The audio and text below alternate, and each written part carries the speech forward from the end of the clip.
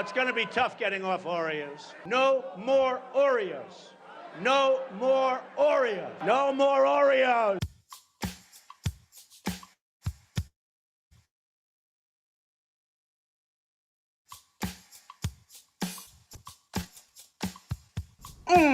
Eat glass. Beer brewed here, it is used to make the brew beer. The heck's going on? Eat glass. Beer brewed here, it is used to make the brew beer. It is fine. Oh, Earth Rider, thanks for the Great Lakes. I wonder why.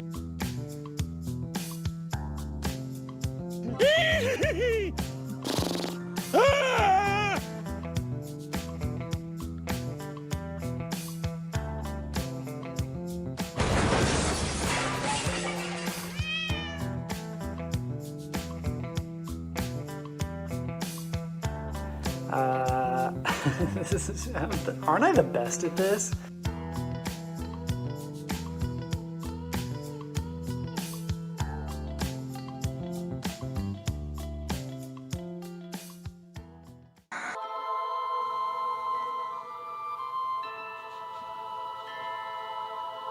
Whoa.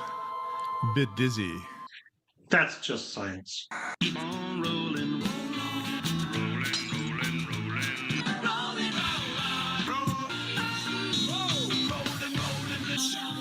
Rollin Shorties.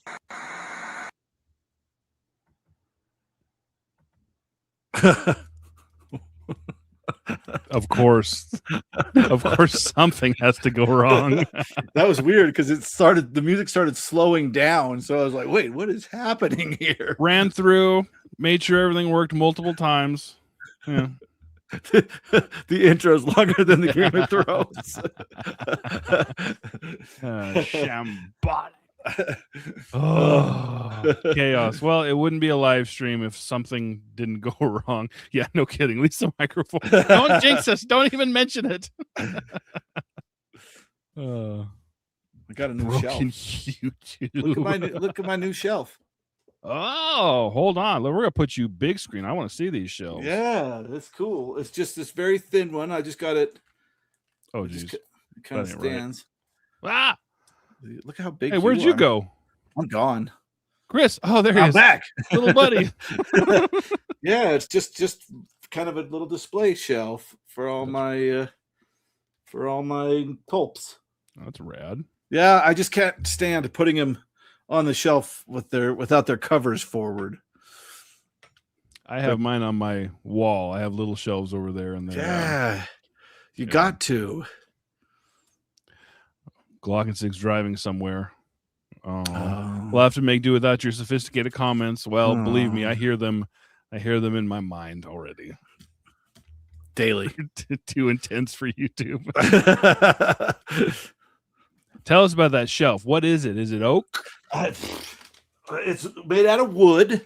And you'd think that I'd be better at this having dealt with antiques that are wood, but no, this just looks like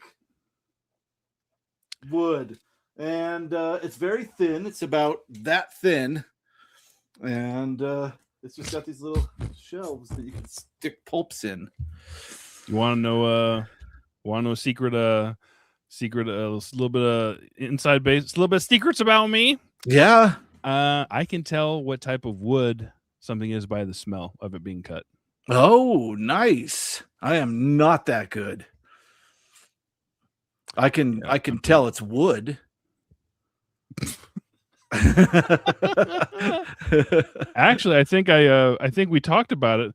Your those shelves back there, and I was like, not your shelf, but behind it, that big wooden thing there, and I asked you if it was my wardrobe. I asked you if it was mango, and you're like, what? Like the fruit?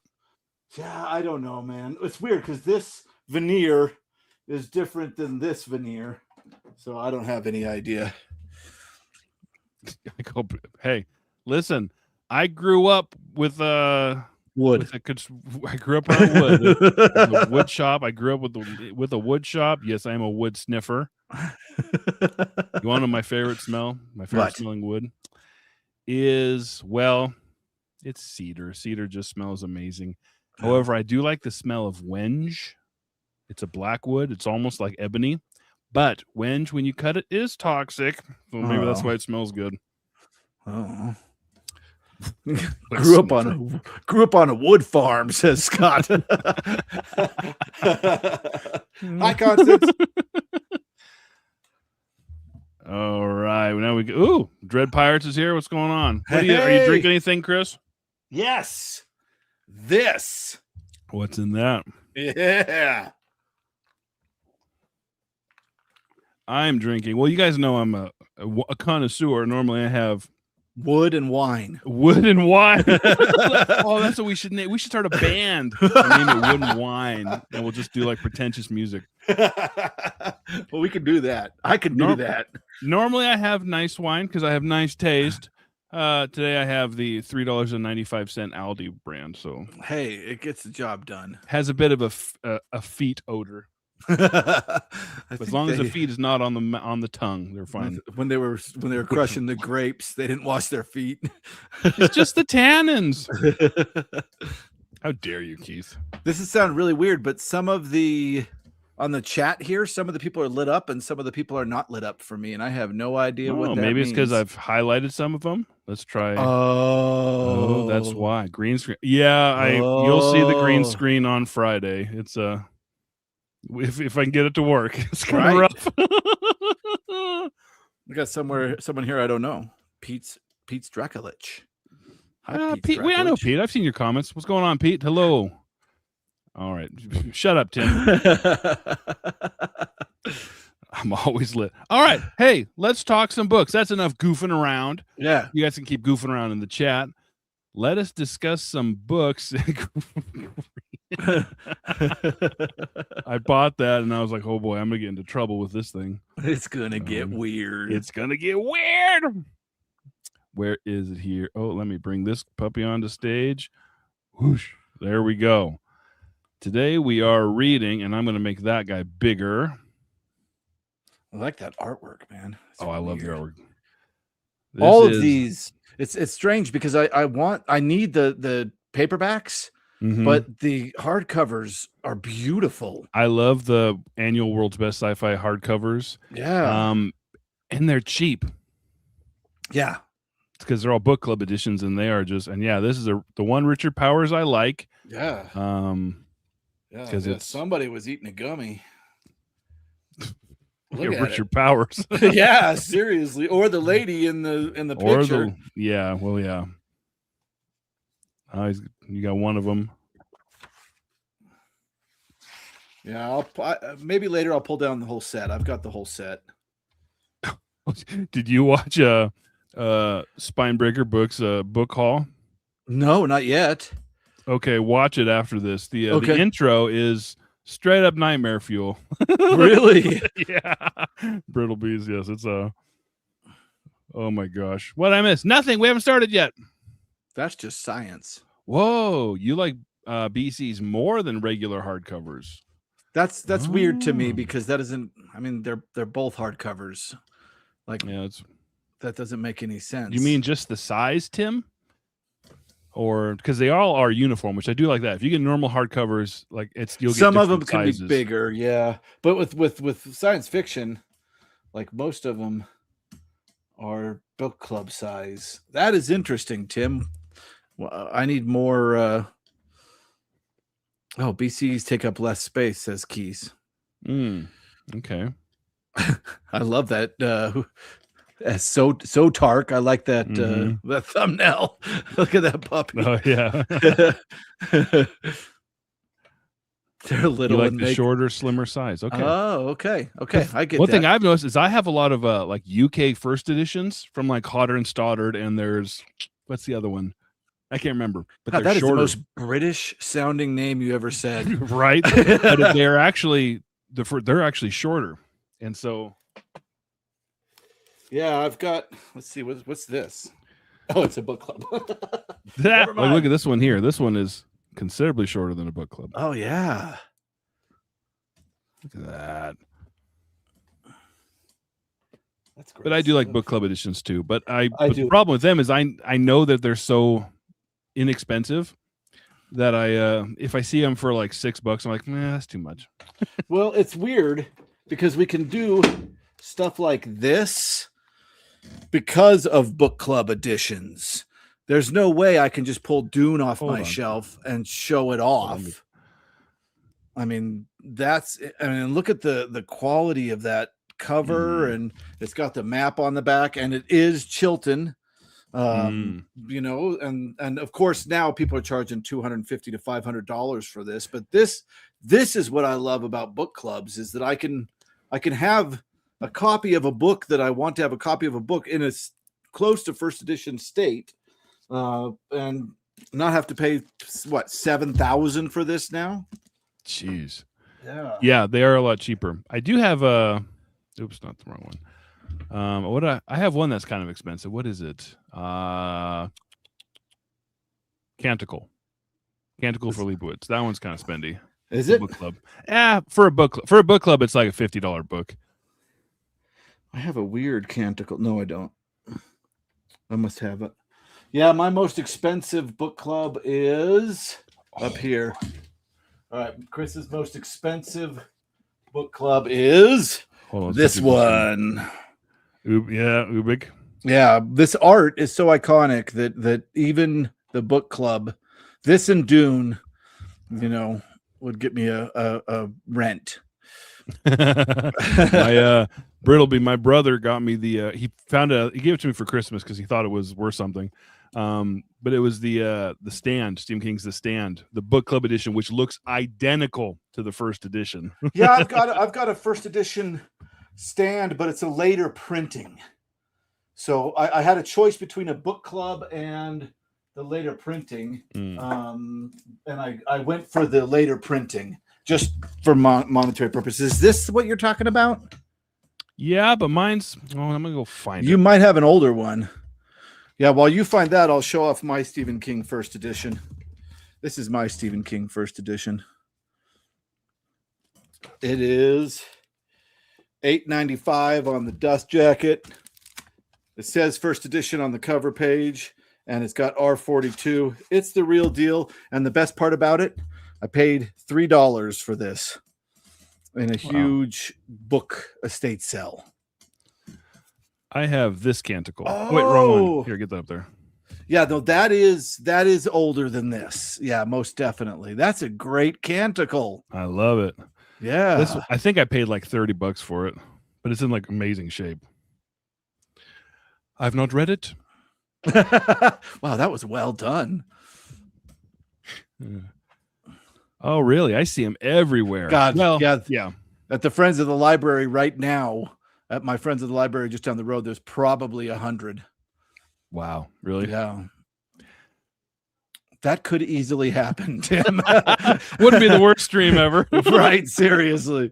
Wait till I go and pull down my box of Transformers, then it will get weird. After our last stream, we talked about action figures. Now Virgil is just like messaging me like, dude, Jake, let's get our top 10. Let's do this action figure stream. I'm like, all right. I couldn't action figures. I couldn't do a top 10, but I could pull out Transformers, which would be fun. Dude, those are worth some money. All right. Hey, are we ready to get going? Yes, sir. Okie dokie. So today we are reading a story from, and we're going to try to stay on topic as best we can. I promise. Oh, did you hear about? No, I'm just kidding.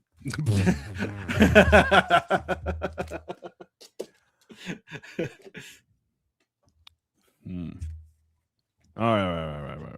You guys are still talking. All right, you guys have to talk amongst yourselves there on the chat. I'm going to focus on this here. All right. 9085 World's Best SF. SF. Edited by Wollheim. Shut up. He knows us well. All right. I know. We have The Picture Man by John Dalmas. Cash Crop by Connie Willis. We Remember Babylon by Ian Watson. What Makes Us Human by Stephen R. Donaldson. He's the creep guy, right? No, I don't know. He's creepy because he did the Lord Fowl's Bane. Is that him? Yeah. I think that's him. Yeah. Salvador by Lucius Shepard. I love this because I've heard her before. I I've agree. never heard of Dalmas. Nope. Never heard of Watson. Nope. Never heard of have heard of Shepard. Yeah, Lucius Shepard, I think I've heard of. I love this. Press Enter by John Varley. We know John Varley, of course. Mm-hmm. The Aliens Who Knew, I Mean Everything by George Alec Effinger. Bloodchild by Butler. The Coming of the Goonga. Oh, gosh. That sounds silly. By Gary W. Shockley. Have you heard anything by Shockley? No. I probably have him on the shelf. If we looked, I'm sure we could find all these people. Probably. I know I have Ian Watson. Yeah. And Medra by Tanith Lee. I'm hoping for Tanith Lee. You want Tanith Lee? I'm hoping for... What do I want? I think I want the Picture Man because I've never heard of Dalmas. Okay. Yeah, I want the Picture Man. That's what I want. Okay. So we have 1, 2, 3, 4, 5, 6, 7, 8, 9, 10. Here we go. What do you guys want in the chat? Goonga. Oh no, did Ian Watson die recently? Oh, really? Who is Ian Watson? Only if Jake does them. I don't do voices. This is the secret. The secret is that I can only talk about books. I'm not as good of an actor as Jake is. Oh, we'll see about that. All Jake right, see is what an we awesome got here. actor. And we reserve the right to change it on these live ones, okay? Yeah. Because there's some here. There's 1 or 2 in here that's huge. And we're not reading that. We're not going to be here for 4 hours. Yeah. 10? 10. Yeah! Ah, you won! You got Tanith. Hopefully it's not weird. Okay. Don't be weird, Tanith. She can be every once in a while. Do you guys remove your... I do. Whenever it's already off, Jake. Look at us. We're pros. For real, dude. He wrote the embedding in the Jonah Kid. Ian Watson did? Oh. Interesting. Okay. I'll have to see what he has. How orange our books are. We can't really touch them together. The internet doesn't work that way. You just saw, hey, go, man. Right What's on up, time. Goat Man? All right, so let's see where we're at here. We just got Tanith Lee. She's at the end. Oh, God, I hope that one's not. I didn't realize Octavia Butler was in here as well. Who cares? We got Tanith Lee. We did. I like Tanith Lee a lot. Oh, this one's got. Look at this page is all smudged. Oh, I hate that. Medra by Tanith Lee. Oh my. Oh. One of Tanith Lee's most fascinating novels is called The Silver Medal Lover, which Deb really wants me to read and talk about with her. And a graphic arts version of this is to appear some while in cinematic version. Whoa. And a graphic arts version of this is to appear soon, while a cinematic version has been optioned by Hollywood. Although this story is entirely separate from that novel, it does have within it a character who could be called the Golden Metallic Lover. Although this is his story, it is also very much that of She Who Awaited Him. Odd. I don't know what that had to do with a damn thing. I don't know. That movie that they were talking about never happened. That's for sure. Or maybe it did happen, but it happened in like Spain. Yeah, I would watch the Silver Medal Lover movie. Would you? Yeah, I'll watch anything. Well, that's not true. I won't watch like the Human Centipede or stuff like that. I can't. Can you imagine the Human Centipede by Tanith Lee? Yeah, I think I can.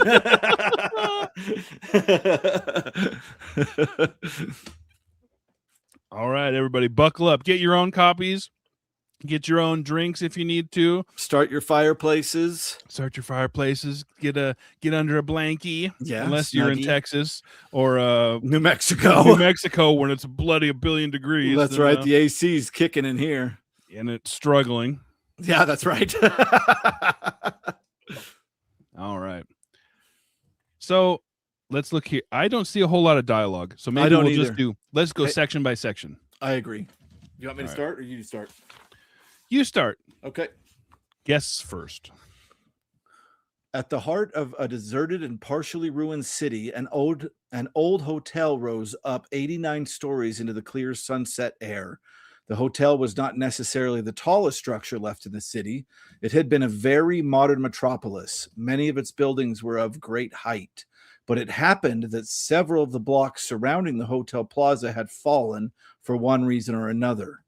Now the tiered white architecture, like a colossal wedding cake, was visible from almost any vantage of the city, and from miles away across the dusty, dry plains of the planet beyond, the hotel could be seen. This planet's sunset took a number of... just paragraph by paragraph? Yeah, we'll just go paragraph. We'll bounce it that way. That way our Sounds throats won't great. get tired. Yeah. Yeah.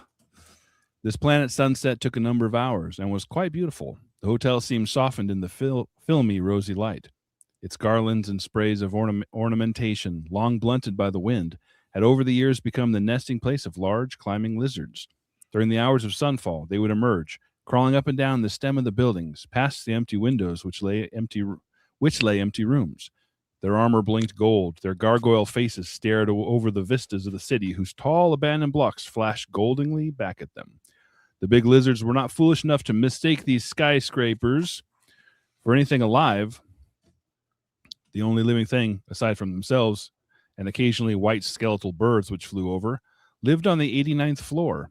Sometimes the lizard saw the live thing moving about the inside 2 layers of glass, and sometimes the throb of machineries or music ran down the limb of the hotel, so the stones trembled, and the lizards, clinging, trembled, listening with their fan-like swiveled ears. So far? We can interrupt anytime, by the way. Oh, nice. Yeah, well set up scenery, good setting. Yeah. Definitely the end of the world. Yep. Medra lived on the 89th floor. Through the glass portals, she was frequently visible, a young earth woman by appearance, with coal-black hair that fell to her waist. She had a classical look, a look of calmness and restraint. Much of the day, and often for long intervals of the night, she would sit or lie perfectly still. She would not seem to move, not the flicker of a finger or quiver of an eyelid. It was just possible, after intense study, to see her breathing. At such times, which actually occupied her on an average for perhaps 27 hours in every 36-hour diurnal nocturnal planetary cycle, Medra, lying motionless, experienced curious mental states. She would, mentally, travel a multiplicity of geographies, physical and non-physical, over mountains, under oceans, even across and among galaxies. Though the flaming peripheries of stars she had passed, and through the cold reaches of a space where the last words hung tiny specks of moisture on the window panes of her room. Boy, that was a sentence, wasn't it? Yeah, worlds, I think. Words is what... Worlds, yes. Yeah. Endless varieties of creatures came and went on the path of Medra's cerebral journeys. Creatures of landscape, waterscape, airscape, and of the gap lands between the suns. Cities and other tumuli evolved and disappeared as simply as the forests and cultivation which ran towards her and away. She had a sense that all these visions concerned and incorporated her,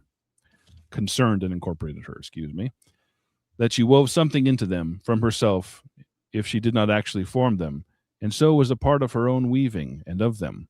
She threaded them all with love, lacking any fear, and when they drifted behind her, she knew a moment's pang of gentle loss. But solely for that moment. It was only when she, quote, woke, that Medra felt true bereavement. So, I guess, like, she's laying there going on William Hope Hodgson style journeys in her brain. Yeah. That's kind of what it sounds like, isn't it? Yeah, she's going. I'm going to do 2 paragraphs here. You keep getting these long ones. Yeah, that's fine. Her eyes would open. She would look around her. She would presently get up and walk about her apartment, which the hotel mechanisms kept for her scrupulously. All the rooms were comfortable, and 2 or 3 were elegant. A hothouse with stained glass walls projected from one side of the building. Enormous plants bloomed and fruited. There was a bathroom with a sunken bath of marble in which it was feasible to swim. The literature and music, the art and theater of many worlds were plenteously represented. At the touch of a button, foods of exquisite quality in its day. Oh, In its day, the hotel had been renowned through 20 solar systems, would be served to Madria from out of the depths below. Wow, there's a sentence for you. At the touch of a button, food of exquisite quality. In its day, the hotel had been renowned through 20 solar systems, would be served to Medra from out of the depths below. Good Lord. Yeah, I think I might have been, hey, make that 2 sentences. Why don't you? Right. If we were editing. Exactly. Wouldn't hurt to make 2 sentences. Take it easy on the reader. We're not all smart, Tanith. Yeah. She herself never went downstairs. Years ago, now and then. See, I love that. Because then I'm like, why? Yeah. She herself never went downstairs. Years ago, now and then, she had done so. She had walked the dusty riverbeds of the streets, or, getting into one of the small hover cars, gone gliding between the walls, past the blank windows, over the bridges, and back again. At night, she had sat 89 floors down on the hotel's decorated porch, sipping coffee or sherbet. Sipping sherbet? No. You lost us there. Tanith. It's another planet. Oh, right. Maybe they do have liquid sherbet. You can sip sherbet on her planet. That's just a Slurpee. The planet stars were lustrous and thickly scattered. Slaves to their generators. Did I get that right? Slaves to their generators. Yeah. A few lights still quickened in the city when sunset faded. She did not trouble to pretend that any life went on in those distant, lighted buildings. Sometimes one of the lizards would steal up to her. They were very cautious, despite their size.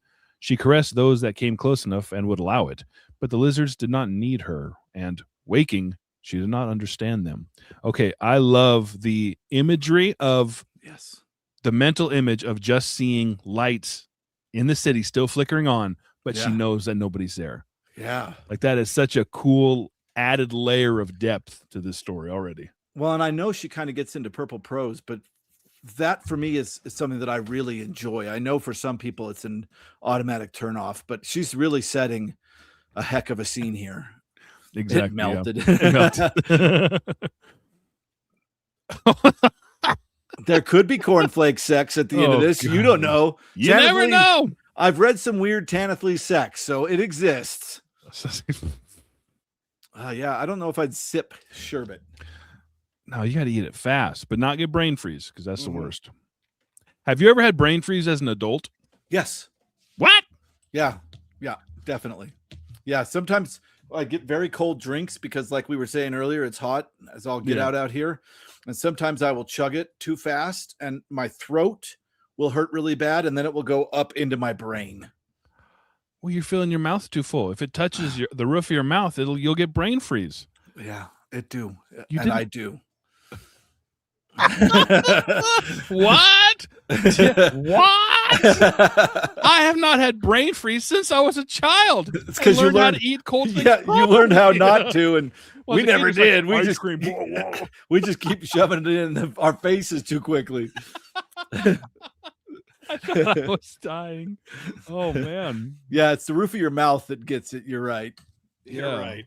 But want to hear a hot take? Yes. I prefer room temperature water over ice cold water. I did for a long time. I did, and it's not the end of the world for me. I could drink room temperature water, but I do prefer some ice in my water. Wine, room temperature has to be. Yeah, of course. Yeah, I've never. Yeah, I think, are there people that put ice in wine? I would not do that. There's people who refrigerate them. No, well, I guess if you got like a good old fashioned box of wine, I don't mind that refrigerated because we're talking about something different here. Right, exactly. Boxes of wine. Exactly. Nobody wants to learn how to eat properly. I know. Wait, so if I don't shove it in, I'll be fine?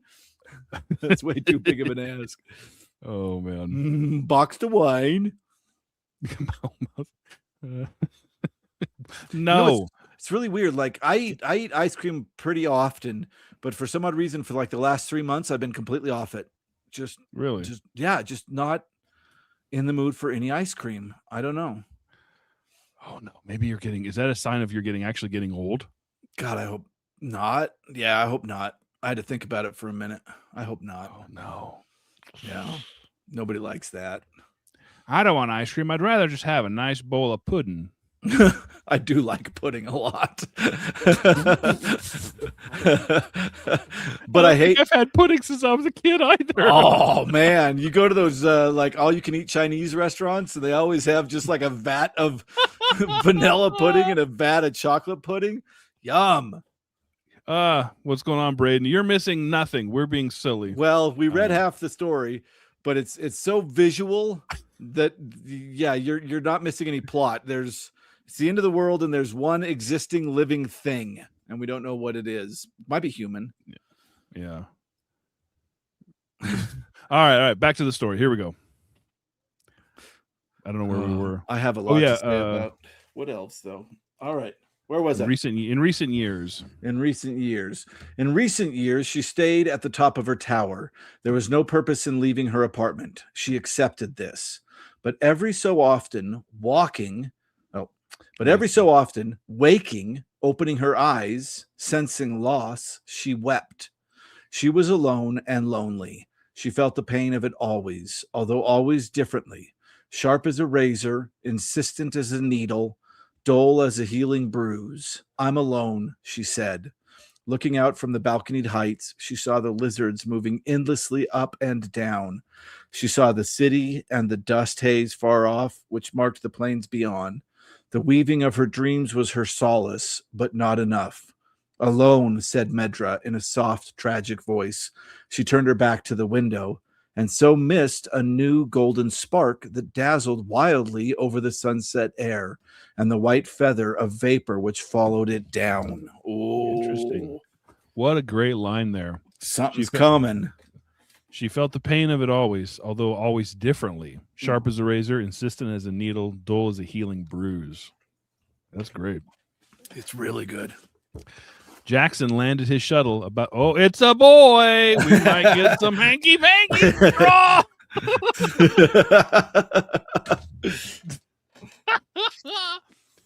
Jackson landed on his shuttle about a half mile from the city's outskirts. He emerged in a long sunset, fully armed, and, from force of habit, set the vessel's monitors on defense. There was almost certainly nothing to defend against out here. The planet had been thoroughly scanned by the mothership on the way in. Jackson began to stroll down the city. He was an adventurer who would work for hire if the pay was good. What had tempted him to this outcast place, well removed from the pioneer worlds and trade routes that generally supplied his living, was the convenience of a freelance captain connivance. Thank you. Yeah. Was the connivance of a freelance captain whose ship now hung overhead. They had met in some dive on the rim of Lyra. Jackson, a figure of gold as he always was, but gold somewhat spoiled by the bloody nose and black eye gained in an adjacent fight. See, I hate this line. I hate this whole paragraph. This is so like clunky exposition. Yeah. There's a lot of exposition. It's interesting that this person is gold. That's odd. Right? A figure of gold. Yeah. Yeah. But she's also implying that he's yeah. Okay, he's in gold spacesuit, maybe. Yeah. Also, did he meet his ship? Is that what's being implied here? Does his ship have sentience? No, some freelance captain whose ship now hung overhead. Oh, so he's not the working captain. he's working for somebody. Okay.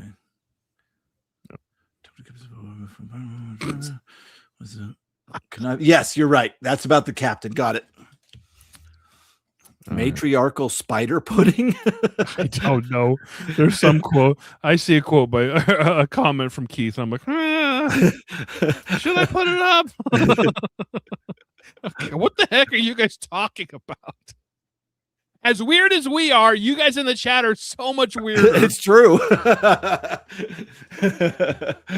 They're like, they'll be done with the story eventually, and then this party can get started. All right, go for it. All right, looks like we got dialogue. So thanks for saving my skin. What do you want? The captain showed him an old star map and indicated a planet. Why? Said Jackson. The captain explained. It was, at that juncture, only a story, but stories sometimes led to facts. It would seem that a century before, A machine of colossal energy had been secreted on this small world. The planetary colony was promptly evacuated on the excuse of unstabilized earthquake activity. A whole city was abandoned. No one went there anymore. Out of bounds and off of the current maps, the planet had by now been overlooked, forgotten. Only the story of the machine remained and finally surfaced. This just got a heck of a lot cooler with that paragraph. Yep. This is crazy. Very well. Jackson would assume the captain wished that someone, Jackson, would investigate. What capacity did the hidden machine have? There must be safeguards on it, which were, it's presumably a war machine. That's why it's been dumped. Whoever gets hold of it will be able to call the shots. Oh, nice, said Jackson sarcastically, bleeding in his free drink. Awesome. Okay, sorry. I don't know who's talking here. On the other hand, it may be nothing, but we'd like to follow the rumor up without sticking our necks out too far. I think that was the captain. Probably. Yeah. It's hard to tell because she doesn't paragraph break for She new, really doesn't. She put half of that. She put half of that in quotes, and it's a parenthetical statement. That's weird. And even when we're changing people talking, she's not paragraph breaking it, so it's kind of difficult. So you want me to stick my neck out too far? So you want me to stick my neck out too far instead?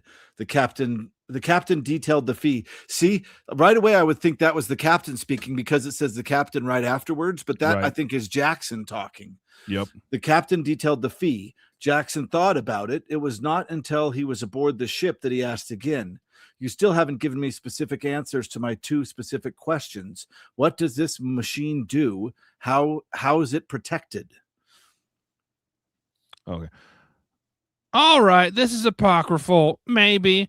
I've heard it's an unraveler, which was the slang name for something that had been a nightmare for decades. It was condemned by all solar and galactic governments. Could not, in any case, exist. Jackson says, by which we're talking about a matter displacement disruptor. Yeah, and here's the punchline. Be ready to laugh. The only safeguard on this damn thing is the one lone woman in a white hotel. Interesting. Legends abounded in space, birthed in bars and backlands, carried like seeds by the crazier shipping, planted in fertile minds, normally born to be nothing. But Jackson, who had scented something frenetic behind the deal, was ultimately granted the whole truth. The freelance captain was a ruse. The entire run was government-based. The mission to find and destroy that machine, if it existed. Anything else was a cover, a quasi-pirate on a joyride, a notorious adventurer looking for computer treasure. That was all it was to be. If the powers who had hidden the machine learned its fate and made a fuss, the event must fail to become a galactic confrontation. You didn't go to war because you'd been ripped off by a cat burglar. Alternatively, someone may pulverize the cat burglar. Or it may be something. Now, who the heck is talking here? I'm guessing the captain. Oh. Or it may be nothing. Tall stories, lies, a storm in a teacup. You ever see a storm in a teacup? Asked Jackson. I did, once. A trick some character pulled in a bar one night. It made a hell of a mess in the bar.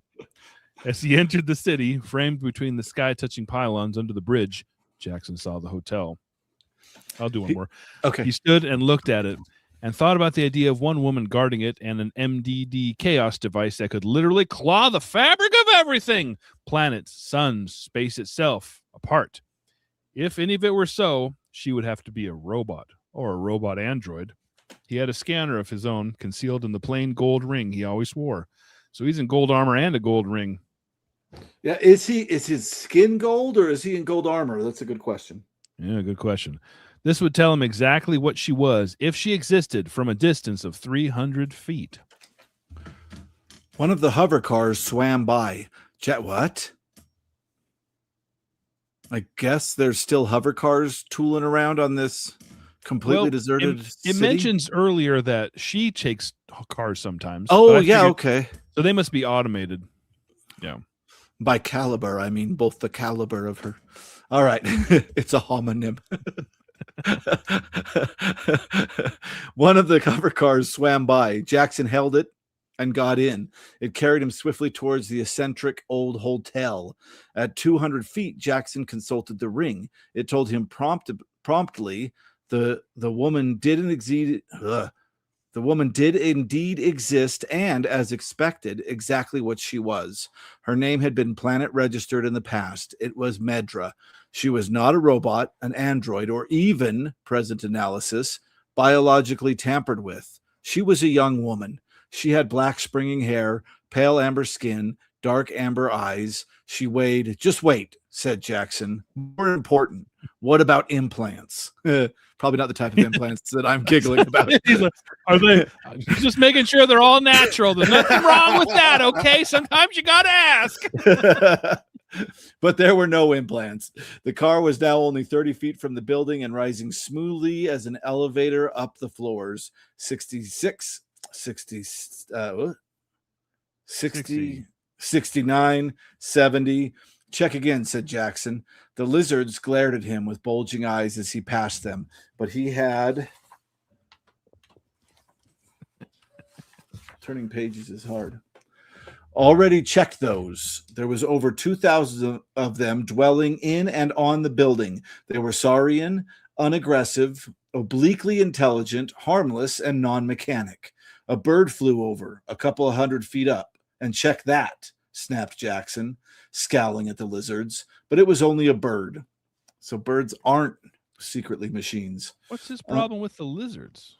Come on, Jackson. Yeah, right. He's Jackson, grumpy. 79, 80, 89, and the car stopped. Jackson beheld the woman called Medra.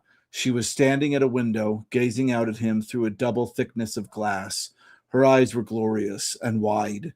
Jackson leaned forward, smiling, and mouthed, "Can I come in?" Oh. Hey, Jack. Hey, we'll start over. Jack just got here, everybody. We're going to start over. Oh, Jack. Oh, yeah. All right. We're going back to the beginning here. 40 pages back. 40. He was made of gold, golden skin. Oh, we're getting the answer to our question. Gold, yellow golden eyes, a golden fleece of hair, a semi-uniform. You know what I'm thinking of? I'm thinking of some Marvel movie. Wasn't there a Marvel movie where there was a person that was Guardians of the Galaxy? Yeah. People. Yeah, I'm thinking of those people now. Uh-oh. Brittleby's getting ahead of us.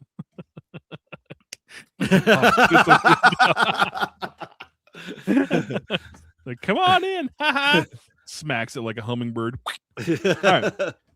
He was made of gold, golden skin, golden yellow eyes, a golden fleece of hair. The semi-uniform he wore was... What's a semi-uniform? Yeah, is it half clothing or just like kind of uniform? You get the top or the bottom. In your imagination. God, I hope he's not Pooh Bearing it. You get top or bottom and that's it. Golden Please wand. Be bottom. Please be bottom. Tim. What do you say? Golden wand? Tim, grow up. Oh, all right. He's got a semi-uniform. Where the heck am I? Oh, was also of tawny, gleaming material. He seemed to blind what looked at him. Medra retreated from the window and pressed the switch, which let up the pressurized bubble over the balcony. The man stepped gracefully from the car to the balustrade and over. The bubble closed down again. Medra thought, should she leave him there, trapped and safe? An interesting specimen? But his presence was too powerful. And besides, the inner glass was rather fragile and might be broken. She permitted the pane to rise, and Gold and Jackson walked through into her room. Dun, dun, dun. Oh, boy. It might get PG-13 here. That's right. The selection of opening gambits was diverse. He had already decided what would be the most effective. Good evening, said Jackson. I gather the name by which you know yourself is Medra, M-E-D-R-A. Mine is usually Jackson, J-A-X-O-N. I have been called other things. Your suite is charming. Is the service still good here? I'll bet it is. And the climate must be pleasant. How do you get on with the lizards? He moved forward as he spoke. The woman did not back away. She met his eyes and waited. He paused when he was a couple of feet from her. And the machine, he said, where is that? That was awkward. Well, it was weird that he just was like, I'm just gonna like pummel her with dumb, like walking straight towards her. How Yeah, are you? questions. You like these lizards? What happened? How'd you get here? Can I have some food? Huh? just end with the reason. And Have the you noticed I'm machine. not wearing golden pants? He's Winnie the Pooh in it. And the machine, he said, where is that? She said, which machine? There are several, idiot. No. Now you know which machine, not the machine that makes a bed or tosses the salad. Okay, it's probably Damn, real Tanner salad. Lee. Whoa, Tanner Lee. Not your favorite machine. Oh my goodness. We're 12. Leave us alone. She put it in here. Puts the music on, not the city computer that keeps the cars running or the generators that work the lights in the stores. There's nothing else, she said. Yes, there is. Or why are you here? Why am I? She looked at him in astonishment. All this time, the ring was sending its tiny impulses through his skin, his finger joint, messages he had long ago learned to read quickly and imperceptibly. She is not lying. She is shocked by this arrival. And so, reacting unemotionally, presently emotion will... What? What?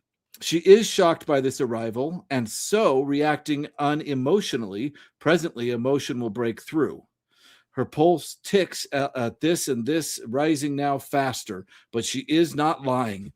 Brain handled, then not to know what the hell? Possibly. I can't pulse even rising help you. faster and faster. I don't even know what that paragraph was. I'm reading the chat. I can't even help you. You know. He's got his ring on vibrate. My word. That one melted. Your sideburns right back. Foo. We're at I'm here, Jake. Okay. I'm here, she said, and gave a shaken little laugh.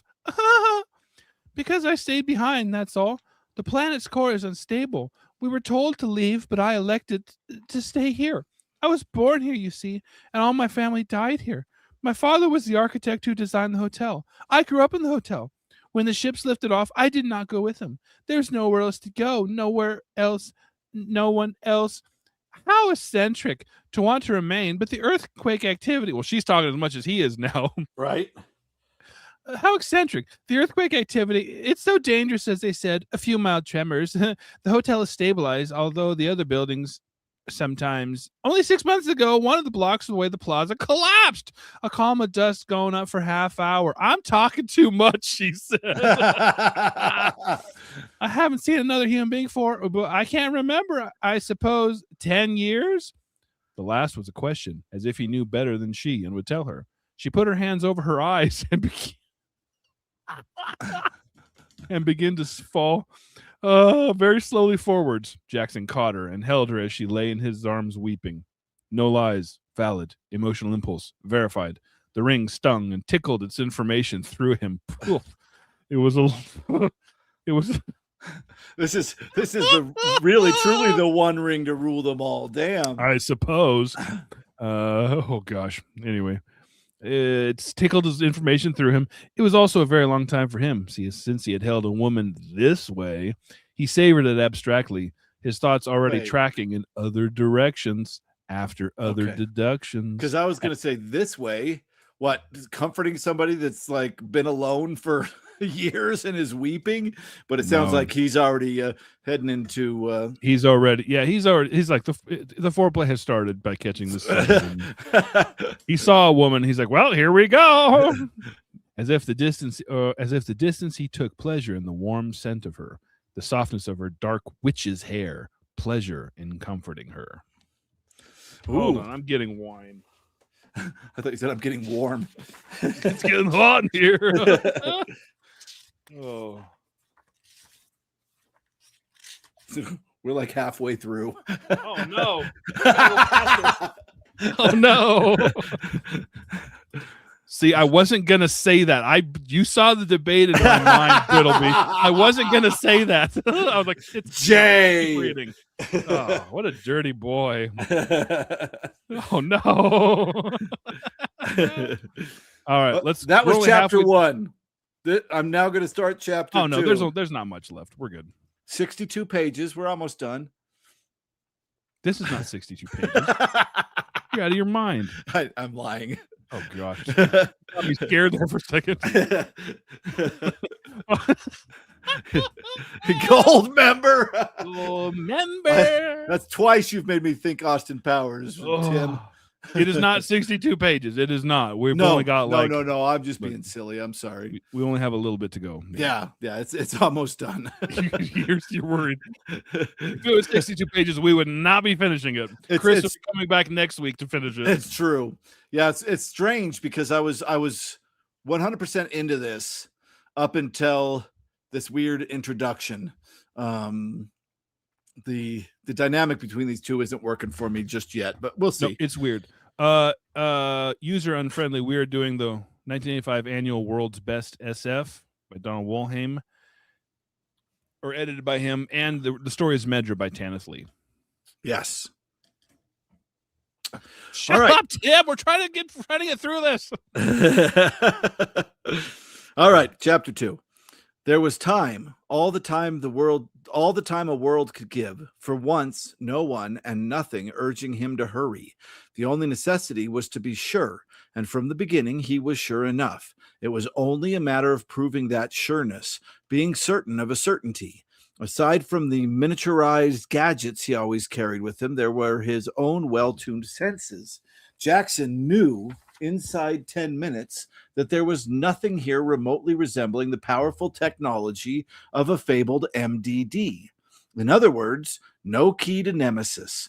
The government ship continued to cruise and to scan far overhead, tracking the hollows of the hills, the dark places underground, the planet's natural penthouses and basements, and he, striding through the city, riding through it in the ever-ready little cars, picked up no resonance of anything.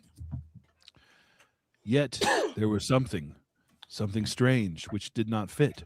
Or was that his excuse for remaining here a fraction longer? The first evening, as sunset began at last to dissolve in the night, she had said to him, "You're here. I don't know why. I don't understand you at all, but we have champagne. We'll open the ballroom." And when he grimaced with amusement, she said, "Oh, be kind to us. Be kind to the hotel. It's pining for a guest." And it was true. The hotel came alive at the touch of switches. It groomed and readied itself and put on a jewelry of lights. In the ballroom, they ate off of the fine service, every plate, cup, napkin, and knife printed and embossed with the hotel's blazon. They drank from crystal goblets and danced on the crystal floor, the lazy, sinuous contemporary dances of 10 years ago, while music played down on them like a fountain. Sophisticated beyond his self-appointed station, Jackson was not embarrassed or at a loss with any of this. Medra became a child again, or a very young girl. This had been her physical youth, which was happy. Before the outsiders had come with their warnings, the death of the city, the going away of the ships and of everything. She was not a child, and though in her way she had the innocence of a very young girl, she was still a woman, moving against him when they danced, brushing the sequins from the lights. He was mostly accustomed to another kind of woman, hard, wise, sometimes even intellectual, the casual courtings, makings, and foregone departures amid the liquor places he frequented on planet, or in the great liners of deep space. I think he's referring to space lot lizards. This does not mean that he has only ever known such women as these. There had been love affairs once or twice. That is, affairs of love. That sentence really bothers me. Why'd she say that? There have been love affairs once or twice. That is, affairs of love. Like, you just repeated yourself. Is that just me? Yeah, I feel like there's trying to be a wit there that maybe they weren't actually love affairs, but he was flirting with trying to feel love. Okay. all I got. Yeah, you might be generous there, but maybe. I could be. And Medra, her clever mind and sweetness coming alive through the stimulus of this proximity, he was not immune to any of that, nor of the obvious fact that, with a sort of primal cunning, she had trusted him, since she could do nothing else. And as for Medra, she fell in love with him the moment she saw him. It was inevitable, and she, recognizing the cliche and the truth which underlay the cliche, and not being a fool, did not deny it. Okay, I found where we were. After the first night, a first date, waited on and worshipped by the reborn glory of the hotel, they parted. Went each to an allotted suite of rooms as Jackson reveled like a golden shark in the great bathroom, drew forth old brandies and elixir from cabinets, eventually set up the miniaturized communicator and made contact with the ship, reporting nothing. As all this occurred, Medra lay on her bed, still clothed in her dancing dress, dreaming awake. The waking dream seemed superior to any other dream of stars and oceans and altitudes. The man who had entered her world, her planet, the planet of her awareness, he was now star, sun, ocean, and high sky-held peak. When she fell asleep, she merely slept, and in her sleep dreamed of him. Then the days I guess I'll keep going. Okay. You want to? I think we're reading a romance story. Tanith Lee does a lot of romance, and she's at times good at it. Okay. And this is really weird. This is really weird, and we'll talk about it afterwards. Yeah, we'll talk about it afterwards because I have thoughts as well. Yeah. Then the days began, extended warm days, picnics in the ruins, where the dust made both carpet and parasol, or lunches in the small number of restaurants which would respond, like the hotel, to a human request. Together they walked the city, explored its empty libraries, occasionally finding some taped or crated masterpiece, which in the turmoil of evacuation had been overlooked. In the stores, the mannequins, the solar Cadillacs, had combined to form a curious sculpture of mutation. Jackson accompanied her everywhere, testing, on the lookout, alert for anything that would indicate the presence of the item he sought or had come seeking. But the other level of him was totally aware of Medra. She was no longer in the distance. Every day she moved nearer. The search had become a backdrop, a prelude. Medra wandered through the abandoned city, refinding it. She was full of pity and nostalgia. She had come to realize she would be going away. Although nothing had been said, she knew that when he left, he would take her with him. The nights were warm, but with a cooler, more fragrant warmth. The lizards came into the lighted plaza before the hotel, staring, their ears raised and opened like odd flowers. That's a good line. They fed from Medra's hands, not because they needed to, but because they recognized her, and she offered them food. It was almost a tradition between them. They enjoyed, but did not require the adventure. Jackson, they avoided. Is this what we can look forward to in weird romance? Yes. No. We got crazier ideas. We've got some crazy ideas. I'm so excited. Oh no! Immediately dropped her completely. I don't think I've read short stories by Tanith Lee, and I loved them. In Amazons, wow. I love the short stories. She did one with a bunch of spiders that was freaking rad. I've heard great things about Silver Meadow Lover, but I haven't read it myself. Oh no. We'll see. Bunch of peeping lizards. Is that the name of the story that you read, Jake? Rakasha? Maybe it was. It's in the Amazons anthology. I don't know if I have that near me. Let me look. Okay. All right, you look. Do you want me to keep reading? Yeah. Okay. Medra and Jackson patrolled the nighttime city, a beacon. The hotel glowed from many vantages. In other high places, the soft wind blowing between them and the star-encrusted dark, he would put his arm around her and she would lean on him. He told her something of his life. He told her things that generally he entrusted to no one. Black things. Things he accepted in himself, but took no pride in. He was testing her again, seeing now how she would respond to these facts. She did not dismiss them. She did not grow horrified and shut them out. She was coming to understand him, after all, through love. He knew she loved him. It was not a matter of indifference to him. It crossed his mind. He would not leave her here when he left the planet. In some other place, less rarefied than this one, they would be far better able, each of them, to judge what was between them.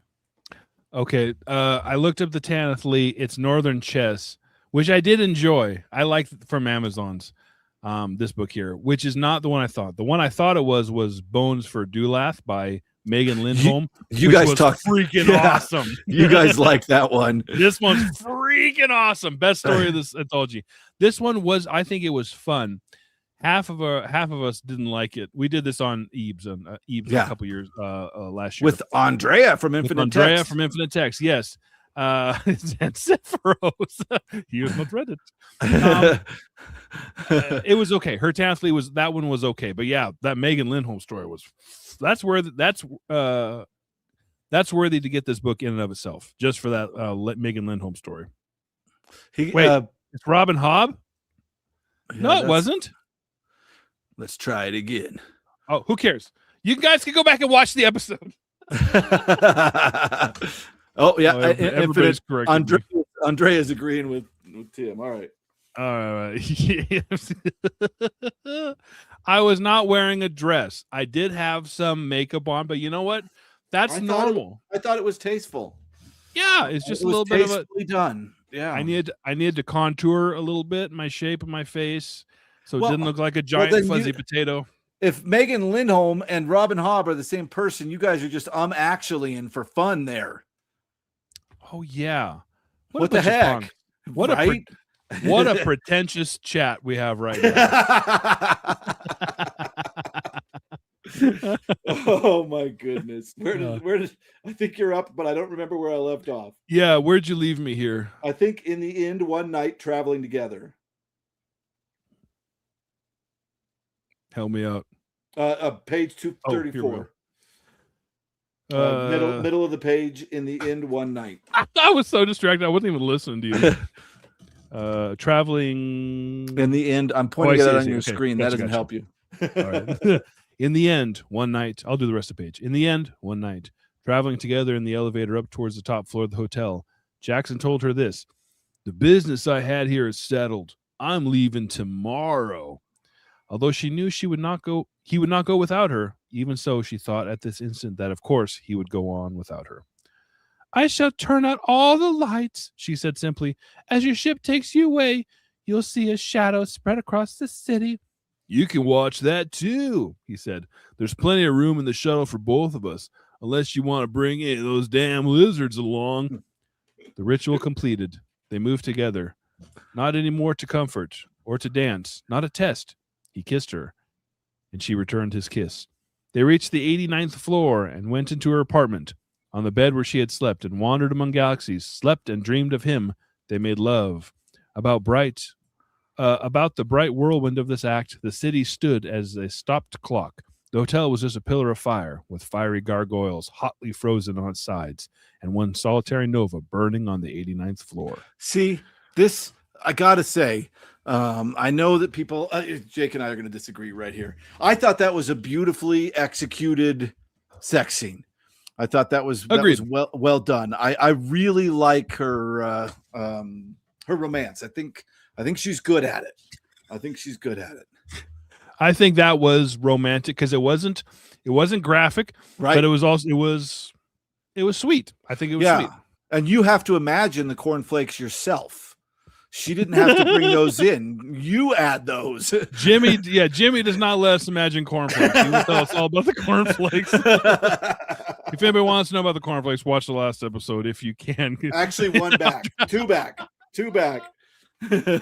Boo. Oh, yeah. Andrea didn't like it. She did not. Well, she wants the cornflakes. She's a dirty girl. Well, start reading what's the name of that? There was one that I had to put down for a while. There was hot gay demon love at the very beginning, but it was age difference, and it was Tanith Lee at her craziest. Oh boy. Yeah, and that one I couldn't. I mean, other than the age difference, that was the only part that really got to me. But yeah, it was a little, and it was also aggressive and angry, and yeah. What book was this? Tell us more. Hold on, I'm gonna have to get up. Do you want to keep reading for a minute, Jake? Oh yeah, you're gonna go get your hot gay demon love book. I am. I'll be right back. She's used to the Anne Rice scenes. The story I have coming out, my review I have coming out Friday, is a short story collection. Literally every short story has multiple, at least 2 sex scenes in it. It's absolutely ridiculous. I don't know. What's a goth wine ant? If anybody knows any goth wine ants, you let me know.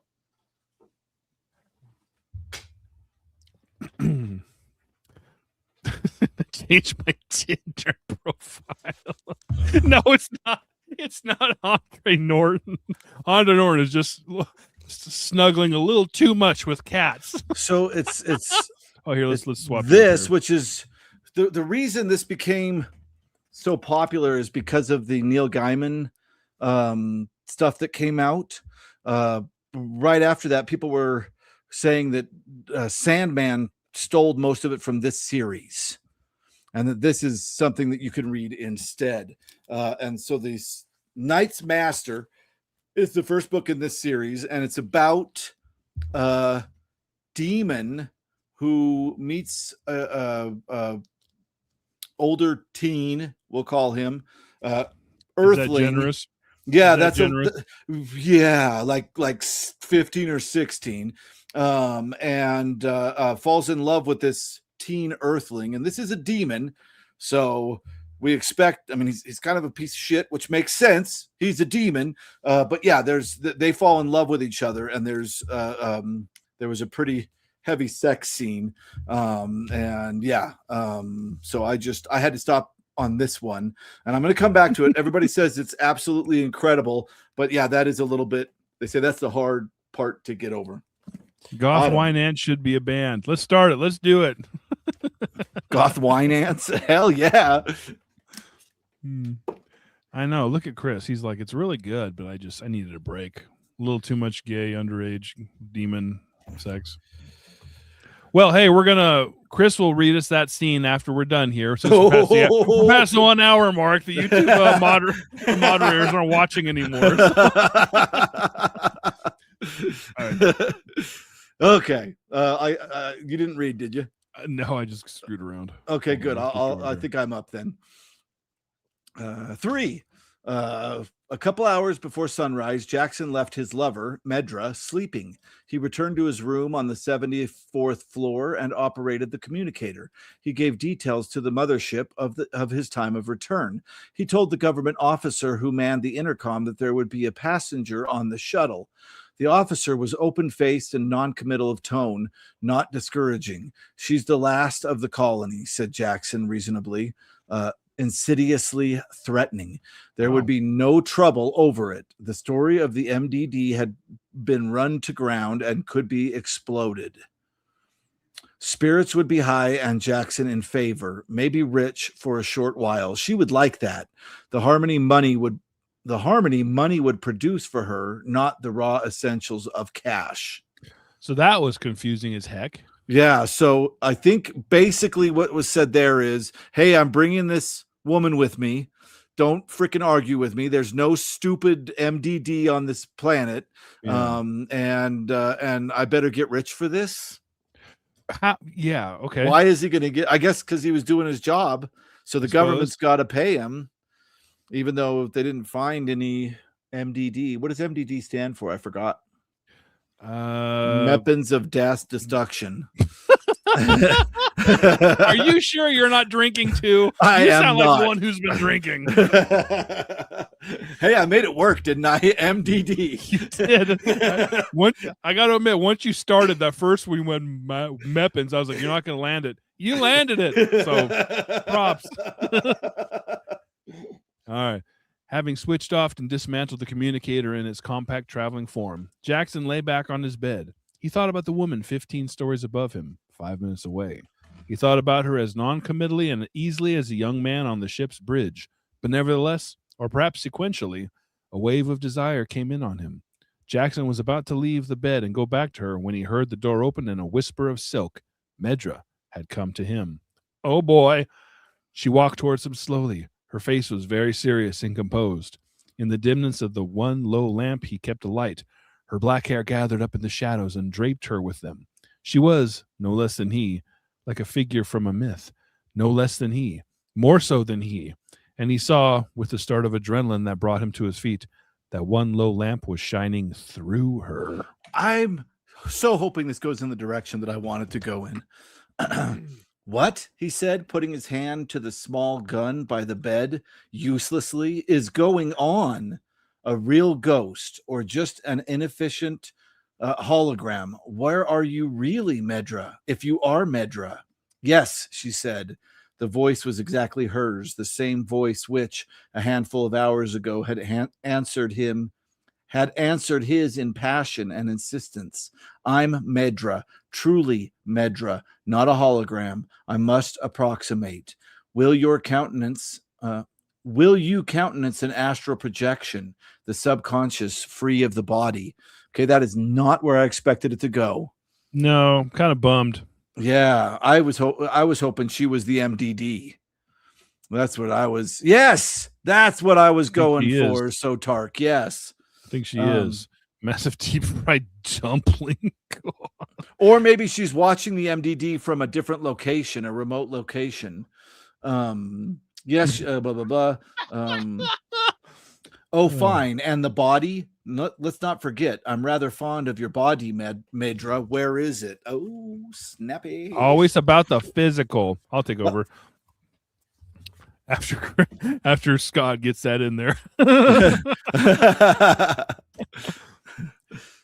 Upstairs, asleep, very deeply asleep, a form of ultra sleep it's well used to. You wouldn't know anything about that, would you, golden boy? If you're playing some game, why not tell me the rules? Yes, I know how dangerous you are. I know better than I do. That is my physical self. I'm sorry.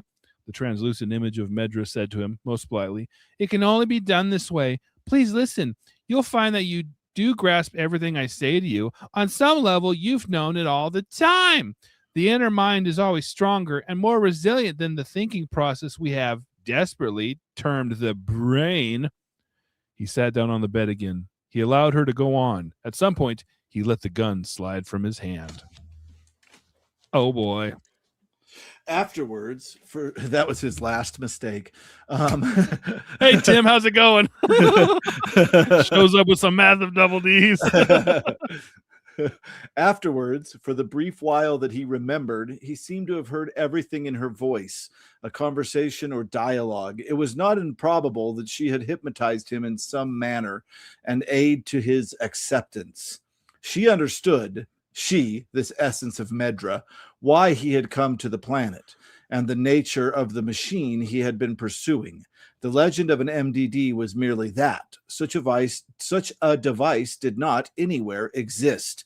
However, the story had its root in a fact far more ambivalent and interesting. God. The enormous structure of the universe, like any vast tapestry, rubbed and used and much plundered, had come with the centuries to contain particular areas of weakness. In such spots, the warp and woof began to fray, to come apart fundamentally. Rather than a mechanical destruction, which could be caused to engender calamity, the macrocosm itself, wearing thin, created calamity spontaneously. Of course, this giving way of atoms was a threat both local and in the long term all-encompassing. A running tear in such a fabric, there could be only one solution, that every rent be mended and thereafter monitored, watchfully held together for eternity, if need be, or at least until the last sentient life of the physical universe was done with it. Okay, I liked that. I'm glad you had to read that line. I liked that. I liked that. That was interesting. That got interesting again. Okay. I liked half of it. Yeah, that was a hard read. I like that every rent be mended and therefore monitored. Watch Yeah. it held together. The last line there was really cool. Yeah. Yeah, shite. He lost Okay. me in the war. She lost me in the warp and woof of the universe. What Yeah, does that mean? I think she's comparing it to a tapestry, but I'm sure woof is some form of term of when a tapestry's falling apart. I have Are no you sure? idea. No, I'm not sure at all. I'm making it up. I'm trying to guess through context. I like your funny words, Lee. All right. You must picture then, she said, guardians, those who will remain at their posts for all time, as time is known to us. Guardians who, by vast mathematical and esoteric weaving, constantly repair and strengthen the tissue of cosmic life. Woof! No, they are not computers. What upholds a living thing must itself be alive. We are of many galactic races. We guard many gates. The planet is one such gate, and I am one such guardian. All right, I like this. I do too. Yeah, I'm back in. You're a woman, an Earth woman, he recalled saying. Oh, so now we're in past tense, he recalled saying. Yes, I was born here on the Terran colony, the daughter of an architect who designed one of the most glamorous hotels in the 20 systems. When they came, those who search out the Guardians are also sentient creatures, of course. They discovered that my brain, my intellectual process, were suitable for this task. So they trained me. Here is one more reality, Jackweed. Extended to its full range, the mind of human being is greater, more complex, capable of more astounding feats than any mechanism mankind has or will ever design. I am the computer you search for, Jackson. Not a force to chaos, jerk, but a blueprint for renewal and safety. For this reason, I remain. For this reason, I'm always must remain. Those who were evacuated were given a memory, a whole table of excellent reasons for leaving. You also were given a reason. I will give it to you. There'll be no regrets. Thanks for the lay, despite all the joy you brought me. People listening are like, wow, there's some interesting random comments in there. Thanks for the lay. I'm surprised she wrote that. She did. Yeah. This we're not adding anything. Well, I should say Chris isn't adding anything. All right, here we go. I didn't arrive here. Oh my gosh. I didn't arrive here alone, he said. The sky up there is full of suspicious characters who may not believe. Yes, they will believe whatever you tell them. I've seen to it they will. Good God. So what are you? A human machine? The slave of some? No slave. In the beginning, I was offered a choice. I chose this, but also to forget as you will forget. You're still a woman, not both. And yes, in her forgetfulness, sometimes the woman despairs and is bitterly sad. Awake, she doesn't know what she is. Only sleeping, she knows. Oh, that's cool. Always to know when awake carries implications of power I don't trust myself with. Occasional sadness is better. Perhaps I don't accept any of this. Yes, she said, all of it. As always happens, dear love, you're not the first one to alleviate my physical loneliness. When the time is right, I call, and I'm answered. Who do you think drew you here? Damn! Cool. Yeah. He swore. She left. Jimmy swore. M-A-F-A-C-K. She said, don't be appalled. This episode is full of charm and amusement. Thank you again so very much. Bye. I am so back gone. in. Yep. And she was gone into the air. The opening of the door. I like how she has opened the door. Get out. There's no time for breakfast. You can have breakfast on your ship. Stop at McDonald's if you want breakfast. Get out. Get your shoes. Walk the shame on off this planet, Jackson. Oh. And she was gone into the air. The opening of the door. The whisper of material. There had been reassurances and a ploy. He told himself he had been tricked. His nerves rioted within impression of traps and subterfuge. But then these instincts quieted, and the sullen protest ceased. It must be as she has said. On some level he did not know and had accepted. There had been a joke once. God's a woman. He fell asleep, sitting on the bed. Oh, Jackson, poor guy. Now he For real, dude. Yeah. A faulty taste. Oh, That's true, Rob. Oh, Rob, I shouldn't be discussing business here, but I'm going to do it anyway. Deb and I are talking about reading a Tanith Lee story that I wanted to talk about, and she says that you guys are doing Tanith Lee, and that maybe we should do it all three of us together, which I think would be awesome. So I'm going to add you to the email. Okay. Anybody else want a part of this Tanith Lee book club? Tanith Lee book club. Anybody else? You're in. That seems like the end, but it's not. So we got more to go. What do we have here? A page. Just 2 pages. We're good. 2 pages. Jackson drove. Rob says absolutely. Sweet. It's the first one, and I'll show you later. Jackson drove the shuttle up into the pure air of sunrise, then beyond the sunrise into the inky night of space. He left it all behind him, the planet, the city, the hotel, and the woman. He felt bad about leaving her. Why? But he had foreseen the pit before his feet. Living as she had, she would be a little mad and certainly more than a little dependent.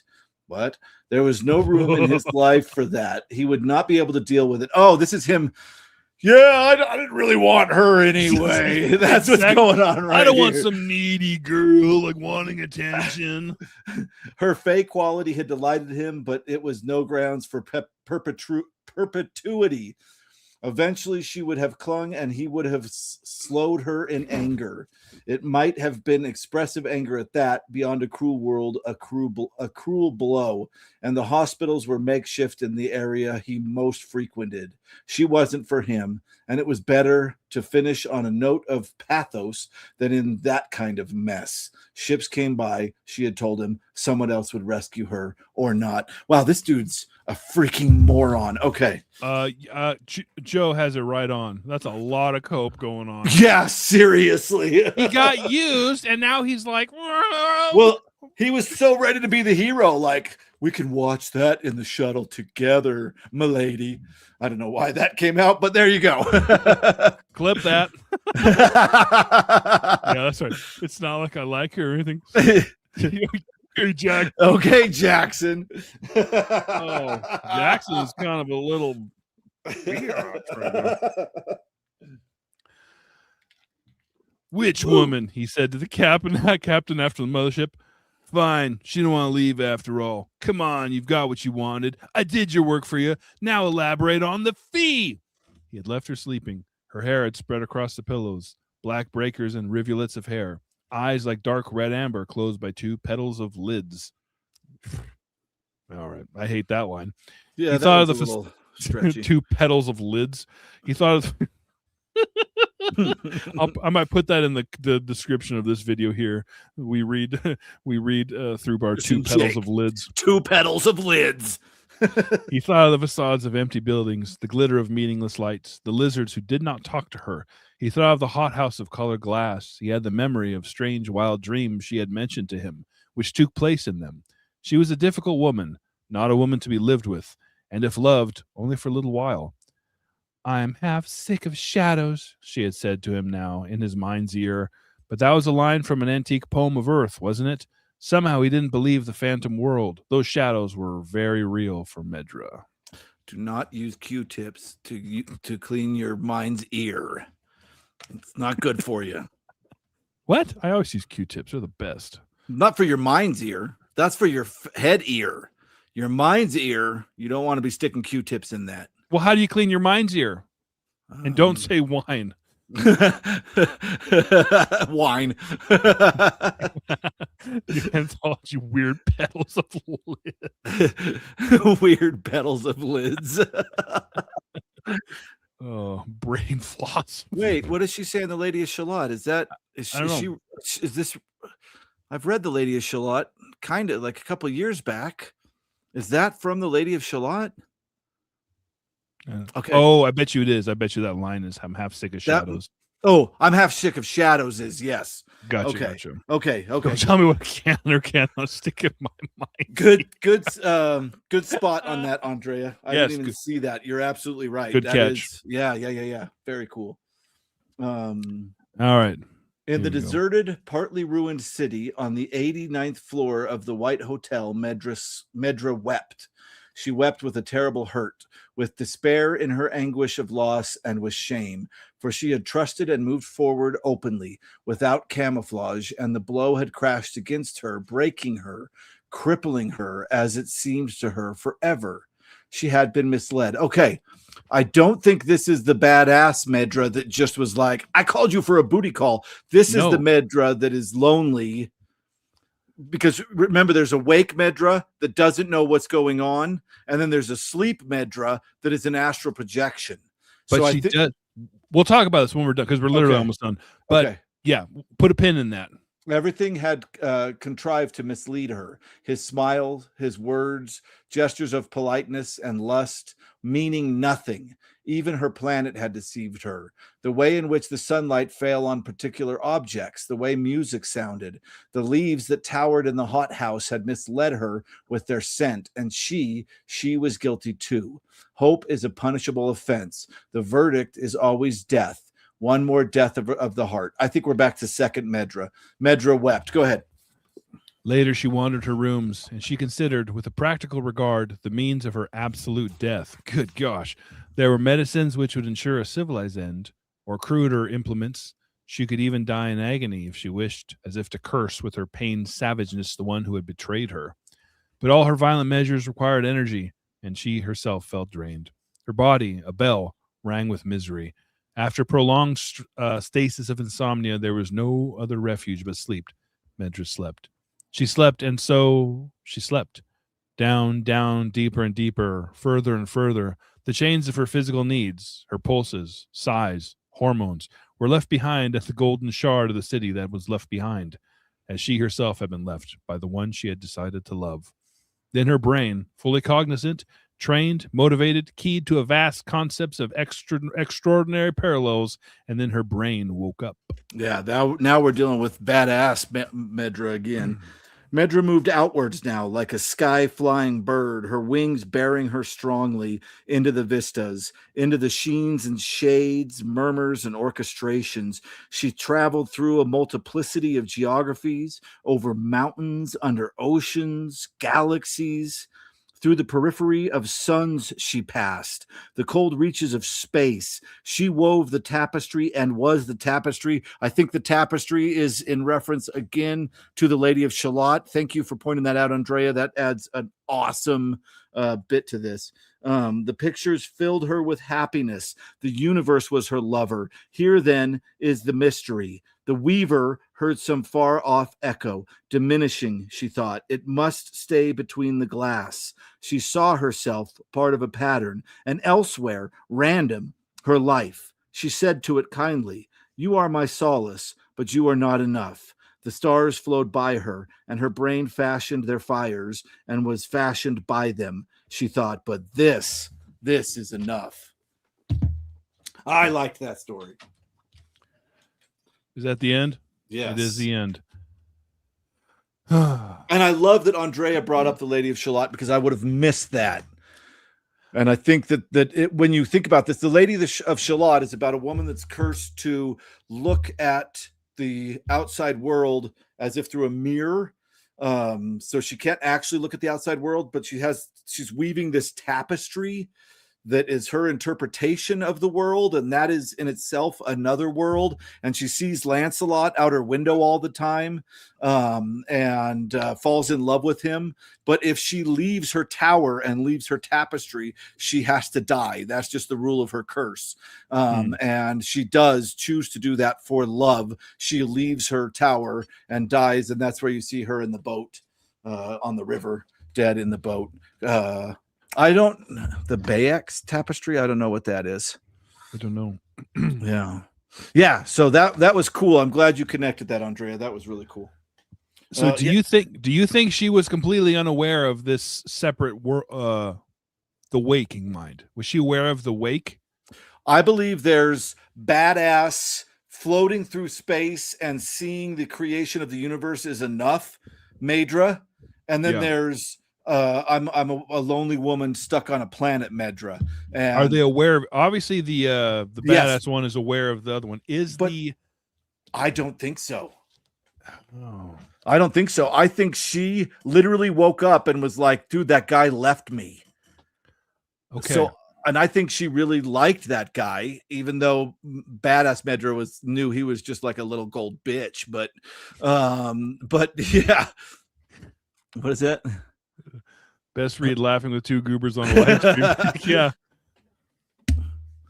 Yeah. Sleep Medra was aware of Wake Medra, but not the other way around. So there's just this poor woman with a broken heart. And then there's the badass like woman floating through space that is the weapon of, you know, fixing parts of the tapestry that have woofed. Okay, but what about, it says like when she wakes up, when he realizes she's gone, it says she's like upset that her world betrayed her. Her world betrayed her. Is that her aware of what? That's what kind of. That's when I was like, I got thoughts about this. Is that her? Maybe we should reread that part, because maybe initially I thought, oh, she is aware on some. Maybe it's even subconsciously, or it could just be a girl being like super dramatic, like the whole world's against me. Right. Here, even her planet had deceived her. The way in which the sunlight fell on particular objects, the way music sounded. So I think that what she's saying is the planet also made her feel like she was in love. Everything looked so pretty, but it wasn't real. She didn't experience that love. I think it's a poetic way of saying when you're in love, everything looks more beautiful. But she is in turn blaming the planet for looking more beautiful instead of the love, is my guess. Can you guys read the whole thing again? I missed a few bits. I think that happens on every one of these streams. Yeah. Yeah, every complaint I had about this story, and there were a lot. I thought the love was ridiculous. I thought that he was full of red flags. She was completely naive, but every bit of it was answered by badass space wizard shaman tapestry keeper Medra. Yeah, in my opinion, I really liked that. One night space stand. Do you suspect that she suspects a plan of keeping her alone behind her back? Ooh, that's good. I like that. That could be. I think so, because this is why I think so. Okay. She, in the beginning, she always like references these moments where she feels like intense sadness. Yeah. So I think a part of loneliness. Otherwise, it seems like she's almost going through the motions, almost like an automaton. Like, I'm getting my food, and now I'm going to go pet the lizard, and now I'm going to go. And now she just kind of stays in her tower, but has these glimpses, these moments of like deep pain. Dude, this is. God, I'm so glad Andrea showed up and just did the proper English major thing that I should have done. I was just like, duh. Yes, it was a hit and quit. Absolutely. You're ruining my life. I think it was a cool space rewriting of the Lady of Shalott. I've never read that. I'm not familiar with it. And I just want to. It's a pretty quick read. It's really worth it.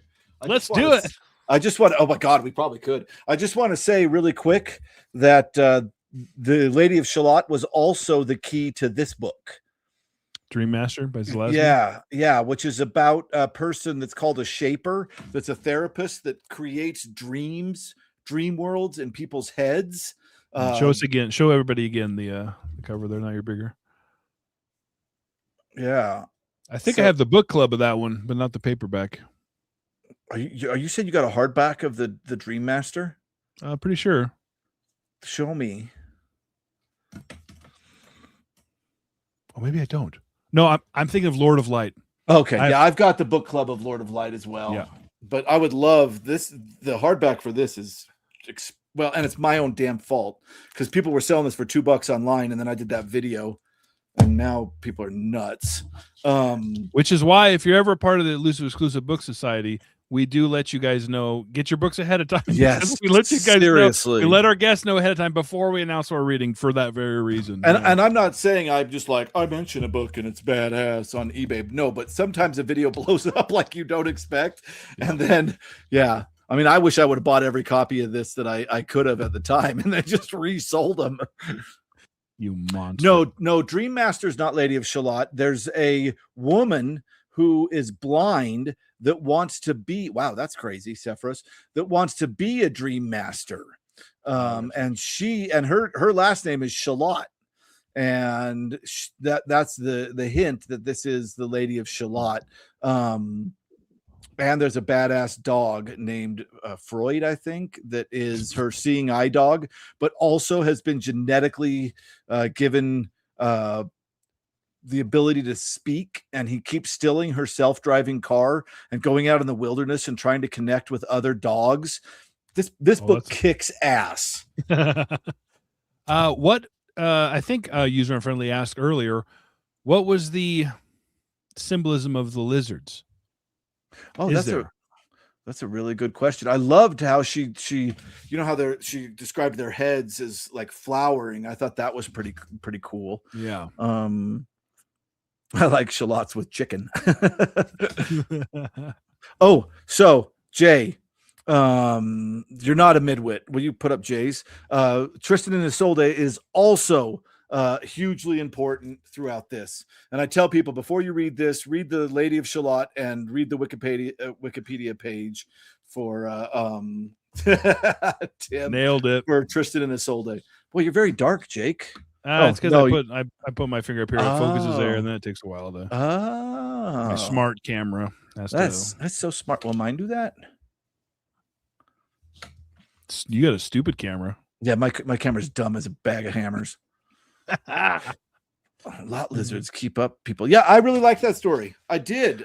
Every complaint I had was there on purpose, and then yeah, I mean it had a badass end. I like the idea. Shedding the old self. Yeah, maybe they refer to.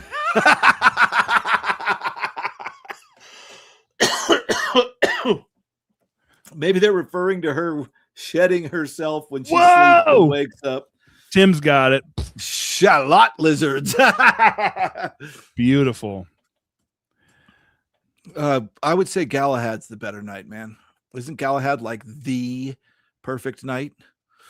Which is the one in the fights the Green Knight? Is that I think that's Galahad as well. Yeah. Or is that Gawain? Oh no, that's Gawain. You're absolutely right. Yeah, that's Gawain. Gawain and the Green Knight, which there was a movie version of that made a couple of mistakes that a lot of people hated that I really enjoyed. I liked the movie visually, but it was straight up nonsense. That movie was sniffing its own It kind of was. It kind of was art housey, but I enjoyed it. If you read, so what I did is I read Sir Gawain right before it came out, and that's my favorite night. Bravely brave Sir Robin. Bravely tucked his tail and fled. Yeah. It was too artsy. It was, and they made some serious mistakes. If they would have stuck to the poem, it would have been a lot better. Yeah.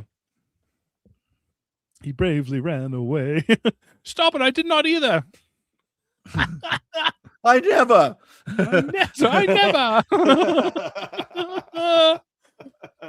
My kids, that's their favorite movie. They quote that. When danger reared its ugly head, he bravely turned his tail and fled. That's my kid's favorite movie. C. Hall Thompson. I'm not familiar with C. Hall Thompson. I was doing some gardening the other day. I was filling some pots with soil. One of my kids was like, "Oh, some good filth over here." You've done right by them. You've done right by them, Jake. Right. C. Hall Thompson. Have you read any C. Hall Thompson? I have not. I haven't either. Write that down. I don't even know who that is. I might have some. Yeah. Are you looking in your list? No. It's hard to navigate. I got my my mouse plugged in right now, so it's. Okay, I'm going to say something right now, and I shouldn't bring this into this chat, but if you made a Lord of the Rings movie that was accurate to the book, I am 5 hours in and they haven't left the Shire. Like, straight up, that would be the worst movie ever made. There is something to be said for... See you later, Kyle.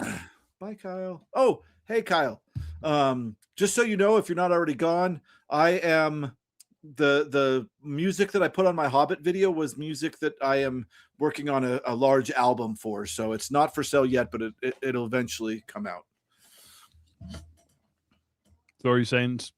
Oh, I just think it's really strange to me that the beginning of the Lord of the Rings, they cut out 30 years. Frodo, Gandalf's like, I got to go check what the ring is. And Frodo's like, cool. And he just turned 30. And then Frodo turns 50 and hears from Gandalf again. And Gandalf's like, dude, bro, I think that ring's bad. Let's throw it in the fire. And, that ring's bad. And then he goes again and leaves. And frickin' Frodo sells his bags in. He sells his house to the asshole hobbits that he hates, buys a new house in some other part of the Shire, and the Saxville Bagginses finally get bags in, and then they walk. And oh my God, they walk for 5 hours, and they meet the guy with the mushrooms and the dogs, and he gives them mushrooms, and holy shit, they're not even close to Bree. And Jackson very wisely was like, forget it. Right there at the birthday party, they figure out the ring, and they're like, you gotta go. And you know, that's why So in the books, 50. In the books, I've only read The Hobbit. So in the books, he doesn't like put the ring on at the party and be like, I have to go now. Oh, he does. Yes, he does that. That's how Bilbo goes. But then Frodo remains in the Shire until he's over 50. Yeah. I see you. Did you get a mouse, dude? I see that mouse. Well done. My cat's playing with his toy. And he has to tell mouse? me. No, it's a little blue stuffy mouse. Yeah, I don't like mice in my house. Mm-mm. Especially not with all these books. Do mice go for books? They'll chew on them to make little nests out of them. Yeah. Bastards. Yeah. Well done. Yeah, right? Andrea's proud. Andrea's proud of you, bro. Well, Hobbits is 50 is the new 30. Well, they don't come of age until they're 30. Why do I know so much of this stupid shit about hobbits? My God, Lord of the Rings. The first hour is just like an academic text on the history of hobbits. I am so excited for this book to start, and it takes a bit to get going, but then I'm very excited for this book to start. Do you think you need to get through it? Do you need to? How essential is this chunk? I believe that I could probably start this story at Bree and be just fine. Ooh, Tim, what do you got to say about that? But Secret Fire books. I would never do that. I can't. I'm not a skimmer. I have to read every word of every page of every book. I mean, I can't. Yeah. And I already said this in the Discord, but I was sad to learn that the pipe weed that they all smoke is just tobacco. What? Yeah, that's what it lame says. Is that? Yeah. Oh. Yeah. Tim says you could, but please don't. Yeah. Why? Sell it to us, Tim. Well, it's weird. So I don't, just because I get everything on Audible, but I have listened to little bits, and it's incredible, and I love Horror Babble, and I quite a few times have sent people their way when I'm talking about a story that they've done. Oh, really? I'm doing cool. the Andy Serkis. Is that his name? The guy that played Gollum? I'm listening to his, and he is kicking ass. But he does not have movie music and sound effects. That'd be cool. With the music kind of swelling behind it. Yeah. Of just the the Shire music playing on loop for like 6 hours. Yeah, I've never listened. The Hobbit made of Bad Adams. I've never listened to an audiobook in my life. So there's books that I think work for audiobooks and there's books that don't. The Hobbit is probably one of the best audiobooks I've ever listened to because, like Tim said, it's made to be read. It's made to be read, and that is what makes it so brilliant. Okay. No. Oh, is Tom Bombadil before they make it to Bree, Tim? Am I still that far from Bree? I thought I was almost to Bree. Jesus. I thought Tom Bombadil was in the Hobbit as well. No, that's who am I thinking of? Beorn. Oh yeah, Beorn. That's that guy was a badass. That was a bear becoming badass. Was he though? Yes, Tom Bombadil is. You can make fun of Tom Bombadil all you want, but Beorn was badass.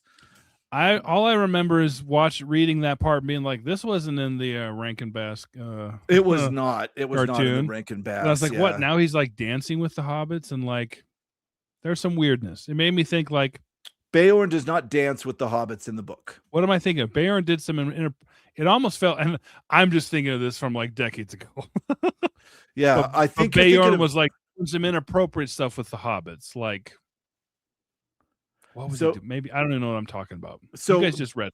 Beorn is straight up a dude that turns into a bear. He doesn't like hanging out with people, and Gandalf has to stagger because there's so many of them that he doesn't want to like scare the shit out of Beorn, being like, "Hey, can we hang out at your house with 15 of us or however many there were?" And so he does this thing where he just keeps randomly having hobbits come in. But no, Beorn is straight up a badass dude that turns into a freaking bear and helps turn the Battle of the Five Armies. Like there's nothing dinky Tom Bombadil about Beorn. How do you know he helped turn the Battle of the Five Armies? The Battle of the Five Armies. Well, you're thinking of the movies because you love those Hobbit movies. I thought the last chapter of The Hobbit was called The Battle of the Five Armies. This much is the Battle of the Five Armies. Look here. Smell my fingers. This much. This is the Battle of Five Armies. No. It's one chapter. I thought. Maybe it was. It's been a long time since I read it. Well, I guess I should look at the table of contents instead of randomly flipping through hoping to find it. Uh-oh. Dinky Tom. You're good. Shots fired. I believe the Battle of the Five Armies. Well, he is the most powerful being in the universe. I've read The Hobbit. I've read it. Wait, Tom Bombadil is the most powerful being in the universe? Yeah. Yep. I don't even know why you guys like this silly fairy tale. It's not. I think Tom Bombadil's in the second book, though. I don't think he's in the first. Well, I might be wrong. Tim just said I get Tom Bombadil before I get Bree. Explain why we need Tom Bombadil, because that was one of the things that people were like, again, I've not read Lord of the Rings, so I don't know what I'm talking about. I'm out of my element here. But half the people I talked to were like big fans of it. They're like, there's no Tom Bombadil. And the other half of those fans that have read the book were like, yeah, because Tom Bombadil sucked. I think there's this, and correct me if I'm wrong, folks from the UK. I think there's this British type of whimsy and humor that doesn't always hit or land with an American audience. And I think Tom Bombadil has a shitload of that British wit and whimsy. And for some people, it really doesn't land. Da, da, da. Tom is literally a god parallel. He is, yeah. Yeah, he is the most powerful creature in the universe.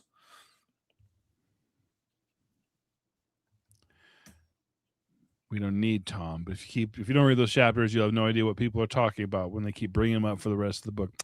Well, are you saying, Tim, that Tom Bombadil is before Bree? I'm super confused. I don't think Tim's actually read Lord of the Rings. Merry gets his sword with Bombadil in the barrels. God, I must have a lot more coming up, man. You're not even halfway through the Shire. Bree's going to be the final damn chapter. Doesn't give a hoot about the ring. How did this get into Lord of the Rings? You guys are doing your own Lord of the Rings talk on your channels. Why is my channel talking about Lord of the Rings? It's Tom Bombadil. Oh, fourth wall broken. Dun dun. Oh, self-insert. Meta. He speaks in iambic pentameter. Nice. See, I'm not smart enough to know what that means. That's 10 syllabic lines, I think. It's what Shakespeare wrote in. Yes, Tom lives in the old forest just outside the Shire between Lim and Bree. Okay, so don't skip to don't skip. Just know that there's going to be 5 hours of them like walking. Yeah. On audiobooks, can you speed them up? Yeah, but I don't. My buddy does. My buddy, he's I think I would. And I'm just like, ugh. I don't speed up YouTube videos though. I do some. Yeah, I bet you do mine. Yours? I don't speed up yours. Really? Nope. I'm a pretty slow talker. I thought you would. All right. Nope, I don't speed up yours. I put yours on every time I put them on, and then I go mow the lawn. What's this? Another Murakami? Bleh. It's nice of you. Actually, it's weird because I'm going to talk about stuff people don't care about randomly that other people like. I think it's awesome that you, and I do this as well, that you put on a video that somebody worked really hard on that you might not be 100% into and let it play all the way through, because a completed play is like gold for us YouTubers. It really is. Yeah, I watch everybody's videos. Yeah. Everybody's videos, I watch them. But I might not be in the room. I'm in the room, but it's always like some of them that's, if it's not a topic I really care about, it's like, it's this type of book. It's like you do your Japanese books, your Japanese literature. Zero interest for me. But I'll put them on, and then I'm like, I'll go do dishes, or I'll have a headphone in while I'm running errands or grocery shopping or something like that. But yeah. Oh, look here. It's official. Well, but you missed the first half of that. No, I didn't. Yeah, Chris is soothing. Jake is hilarious. This is why we work so. We're like peanut butter and chocolate, Jake. Dang. I thought you were going to say peanut butter and jelly, but peanut butter and chocolate is better. It's way better. Which one of us is peanut butter? I don't care. That's why we're friends. I'll be peanut butter, or you can be peanut butter. I don't care. Yes. Jake is Tom Bombadil. I guess that makes me Tree Beard. If you look at the clearly you're Tree Beard. Was that even a question? Oh, Jay likes your Yeah, Jay is always talking to me about the Japanese books. Oh no, user unfriendly. No. Okay, here's the real question. Creamy or chunky? I'm a creamy guy. Crunchy just gets caught in my teeth. Also, yeah, I have that grew up in Utah Mormon palate where like I don't everything's picky. I don't know. Yeah. You're not that picky. When you An came to eater? my house, you were eating everything. Yeah, I'll eat anything. I just but I like smooth. I like both. Well, nice. If it's there, I want it. I love peanut butter. Do you like Vienna sausages? Of course not, because I'm a man. Vienna I don't want to sausages eat are baby good. food. It's so good. Explain why. Because they're protein that I can literally open a can. It takes like 2 seconds, and I hate eating. Yeah, we have this. is spicy. If anybody doesn't know, we have this conversation all the time because I'm a bit of a foodie. I love cooking. I love finer things. I love good ingredients. And Chris is like, I had a tortilla with honey on it for breakfast, lunch, and dinner. I'm like, no. But I will say, when I came to visit Jake, we had Frito pie or I made a chili. I had a chili that was cooking for like 2 days. It was so good. Brisket. Oh, so good. Yeah. And the next day he was like, "What do you want today?" And I was like, "The same thing. Tell me there's more." You guys everybody's making me. See, I haven't eaten dinner yet. All I've had since like 11 o'clock today is wine. So I will admit, when I was I spent a little bit of time in Korea, and I enjoyed kimchi there, but the stuff you get out here, I don't care for it. Really? I don't care for it. No. You make your own kimchi. No, I don't do any of that. Also, kimchi, I don't like the smell of. And No, the smell's Koreans no good. Koreans literally keep it outside the house. They have special pots outside the house because it smells. And yeah, I don't know. Yeah, I like it in some things. It's good. It's fermented. It's fermented spicy cabbage. Yeah. Yep, it's good. You want to know? You guys are talking about PB&J there. You want to know the best way to do peanut butter and jam? Oh shit! Is peanut butter and jam with bacon. You know what? I think that sounds good. It'll blow your mind. I had to think about it for a minute. But they started putting bacon on donuts out here. Are they doing that out with you too? I don't know about. I don't think in Texas here, but in Washington, yeah, because it's like right next to Voodoo Donuts and Portland, where that kind of started. And yeah, like a bacon maple bar. Oh yeah, Rob knows what I'm talking about. Some crispy bacon on some. Oh man, oh my gosh, my mouth is watering. Kenneth Lee left the chat a long time ago. It was. I don't know what else we can say about Kenneth Lee. It was badass. It was a whiny C-3PO that got kicked to the curb by a freaking cosmic goddess. It was great. I liked it. I did enjoy the story. It was fun. It was fun.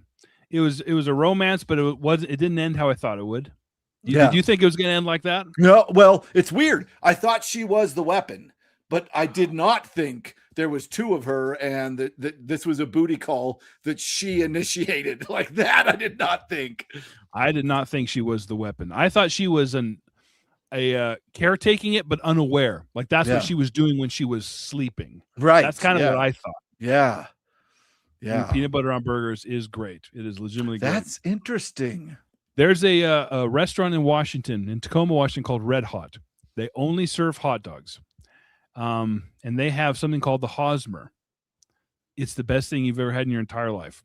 So it's an all beef hot dog, like a Hebrew National, right? No cheap dogs. If you get a cheap hot dog, just end it.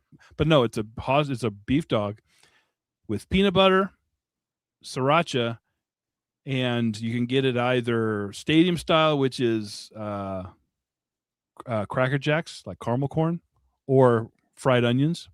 That doesn't sound good to me. It doesn't. It doesn't sound good. It's freaking awesome. Huh. It's unbelievable. No, she was the weapon. She was the weapon. She was the weapon. Yeah. Yeah. Yeah. You got the summary, yes. Yeah. Yeah, she was the weapon. And I was very excited right when she said that. I was like, yes. I put peanut butter in my chili when I cook my chili. I must like it then because I had the chili, and it was super good. When I simmer when I first start simmering breaking down all the veggies, it's got peanut butter, soy sauce, and like beef stock, obviously, but beer as well in my chili. User unfriendly thinks it's vile. Peanut butter?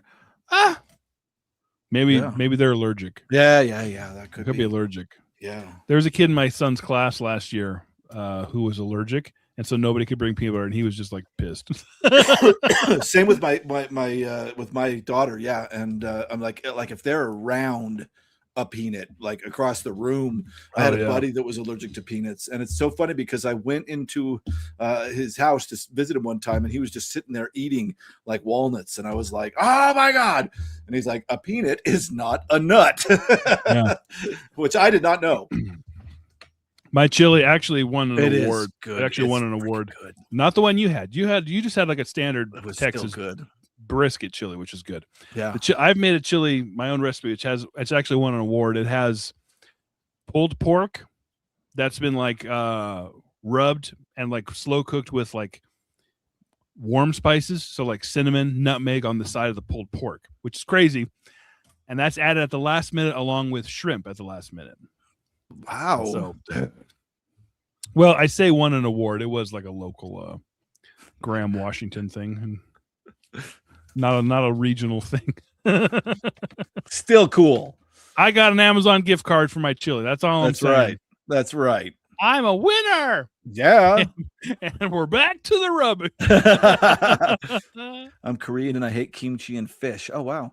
I got kicked out of I got kicked out of Korea. I'm not allergic to peanuts. I love Kung Pao chicken. Okay. Ooh, Kung Pao chicken's the best. I love Kung Pao. Yeah. I love any Asian food, which drives me crazy because my kids hate all of it. They hate all Asian food. I'm like, I how? like it. I like it a lot. Oh, I would have Asian food every single. Me too. I'm so hungry. Right? Seriously.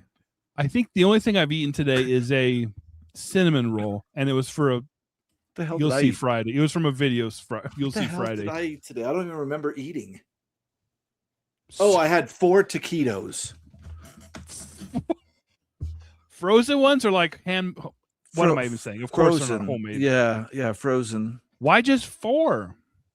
I think that was all that was left in the bag. I need to go and get more taquitos. I feel like I need to take care of you, Chris. No, but whenever my daughter's here, the food gets a lot better. Then I'm doing pot stickers and katsu and the whole 9 yards. But That not is when I'm true. alone. When my kids are here, the cooking ramps. Yeah, up. It's but like not- oh yeah. Not when I'm alone. When I'm alone, I'm like, well, there's Vienna sausage, Oh, stop eating Vienna sausage. tortilla please. with honey on it. Stop eating. Ooh, nice. Yeah, Blueface is incredible. It's incredible. Yeah, I Nobody's have- talking about it. Is that Edmonton or whatever his name is? GC Edmonton. He did Yeah, ship that I have it. sailed the time stream. You should, Yeah. Chris. You would love it. You Really? would actually love. Yeah, All right, it's I have great. a copy of it. It's somebody recommended, and forgive me, I don't remember who, but that was early on in my channel when I first got started. People were recommending stuff. It's like, hey, we like what you're doing, and they were recommending different books, and one of them was Blueface. And I Blueface. can't remember who was it. You? It might have been you, Maddie. I know you're watching. It might have been you. If not, forget. Maybe it's Phil Steph. I forget. But yeah, somebody kept recommending it multiple times, and finally I had it and I read it. And I'm just like, dude, this book's freaking awesome. It's Better a great than story. Candle in the Sun. If I had to Yeah, read one it's first, better than Candle in the Sun. Yes. And what about the Doris Persia or whatever? Doris Persertia, hers is just fun. Okay. It's just like, I love the amount of, she's not playing by any rules whatsoever as far as creativity, because she kind of came up in the middle of the new wave when everybody's being like super serious or Right. being like pushing boundaries. And she's like, what if I made a story about a woman who's riding on a magical dog jumping from planet to planet? And it's like, Wow. what? A lot of people have told me I need to that I need to read it. Vienna sausage isn't food. I don't miss. You know what I wish? I wish that Bachelor Chow from Futurama was a real thing. I wish there was one thing. Then I wouldn't. Chow. Like, do you remember Futurama where they sell food for bachelors that is like in a dog food thing, and you just pour it in the bowl and eat that, and it's all the vitamins and everything you need. You could eat only that forever, just like cat or dog food. It's awesome. You've read it, Rob? That's awesome. It's great. Yeah, like you guys, we have to, it's something we all do. Like, just enjoy the process. It's like everything. Make good food. It's not even Vietnamese. Viennese. Yeah, she is an outsider artist. I agree. Sorry, I'm behind on the chat here. I'm catching up. Setark, have you had one of those apples? Delicious, light flavor, but they don't. Now, I used to pick apples for a living for a while. Well, I grew up in Washington. I had my own apple trees. Like it was somebody everywhere there. Somebody in the chat said bulgogi, which is one of my favorite foods of all time. Bulgogi. Oh, so good, dude. I just have any type of meat. I'll have like the traditional like beef, but I'll also do like just ground beef, pulled chicken. If I have like a rotisserie chicken or something, I'll yank all the meat after we're done eating it. Simmer that in some bulgogi. I love. So actually, good. I've made my own bulgogi sauce a couple times. Really? But yeah. And do you know what's different about bulgogi sauce? Huh. It has pears in it, Asian pears, pureed. Wow. That's what gives it its sweetness. Yeah.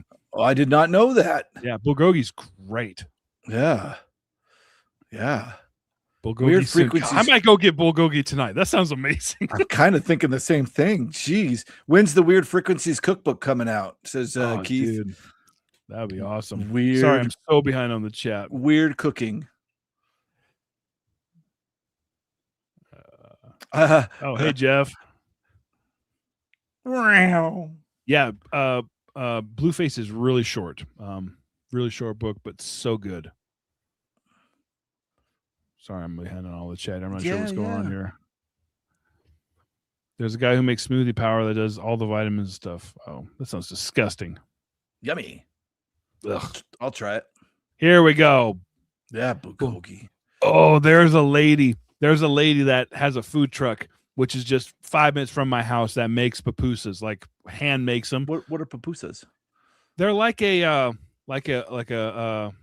what's it called? The flour, the corn flour in Mexican. They're not Mexican, but they're like Guatemalan, I think. Correct me if I'm wrong, chat. But they're packed. Basically, they're like a corn cake that's packed with things like cactus or like shredded beef or like shredded meats or whatever, pork, and then they fry them hard.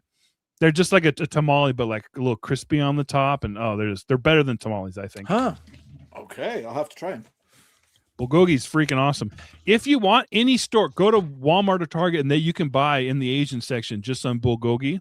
Throw any meat in that and simmer in that, and it's going to blow your mind. Put that over rice or vegetables. It's going to blow your mind. Bulgogi is so freaking good. Chris, you seem like a guy that's done every kind of job. Apple farmer, Wall Street tycoon, professional surfer. Believe it or not, I did apple farming, but I also apple farming. I worked on an orchard, and I didn't work on Wall Street, but I did do banking for a long time. Before I went back to college, I was involved in banking a lot. Mm-hmm. Hey Jack, Path to Savagery is freaking awesome, but it's stupid expensive.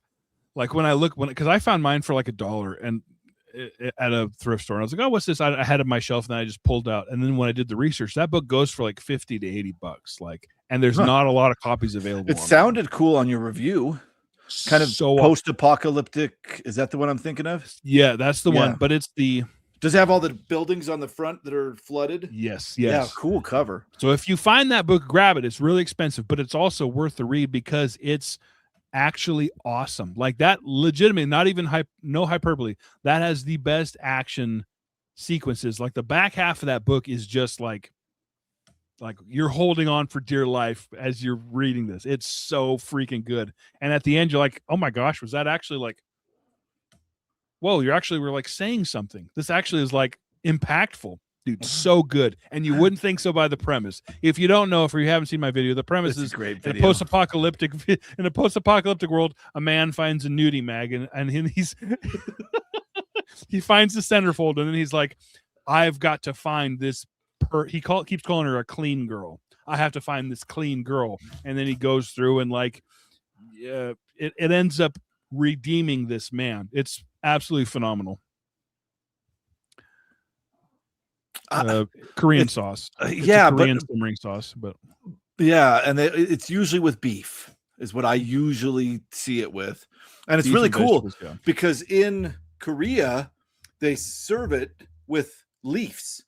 So there is a plate stacked with all these big leaves, and you make like burritos with these leaves. It's so good. It is so good. It is good. I actually have bulgogi a lot within lettuce wraps. Yes, exactly. Yeah, that's how it's supposed to be, I think. Yeah, that and larb. I cook a lot of larb as well, which doesn't smell great, but is amazing. It's a Thai dish. I don't know you use red onion and fish sauce, and so it doesn't smell good at all. I had a Thai friend when I was a kid, and I went over to his house to pick him up, and I knocked on his door, and he opened his door, and there were just tears running down his face, and he was sniffing, and I was just like, dude, are you okay? And he said, wait. And I said, wait. And the air from the house hit me in the face, and tears started running down my face because whatever his mother was cooking was so effing hot that the air in the house was like it brought the tears right out of you. It was crazy. Now I do that when I cook my chili because I don't use powdered chili powder. I use actual dried chilies. So I'll rehydrate the chilies, and then from there I'll cut them and kind of like puree them. I have a hard time with super spicy food. I can take a little spice. I like green chili and stuff, but Yeah. Pretty sure Chris was a samurai at some point. I know. Apple picker to wizard. Nice carnivore. Yeah, that's really good. That is my current diet right now, which I'm not doing well at because today I had a cinnamon roll, but it was for a video. I had to eat it for a video. I kind of want a cinnamon roll and bulgogi right now. Oh God, it was so good. But no, I'm doing just meat and vegetables kind of to lose weight because I got a lot of comments that were like, "Hey, you're super fat now." You know what? I know we're preaching to the choir here, but man, the comments can affect you. It's really crazy, and it's usually just drive-by people you never see again. But yeah, it's crazy. Like I think one guy said I need to work on my arms, and now I'm always like, show us the guns. Let's see it. Hey, not bad. I've been working out after I got that mean comment. Weird fricasses. I approve of that comment.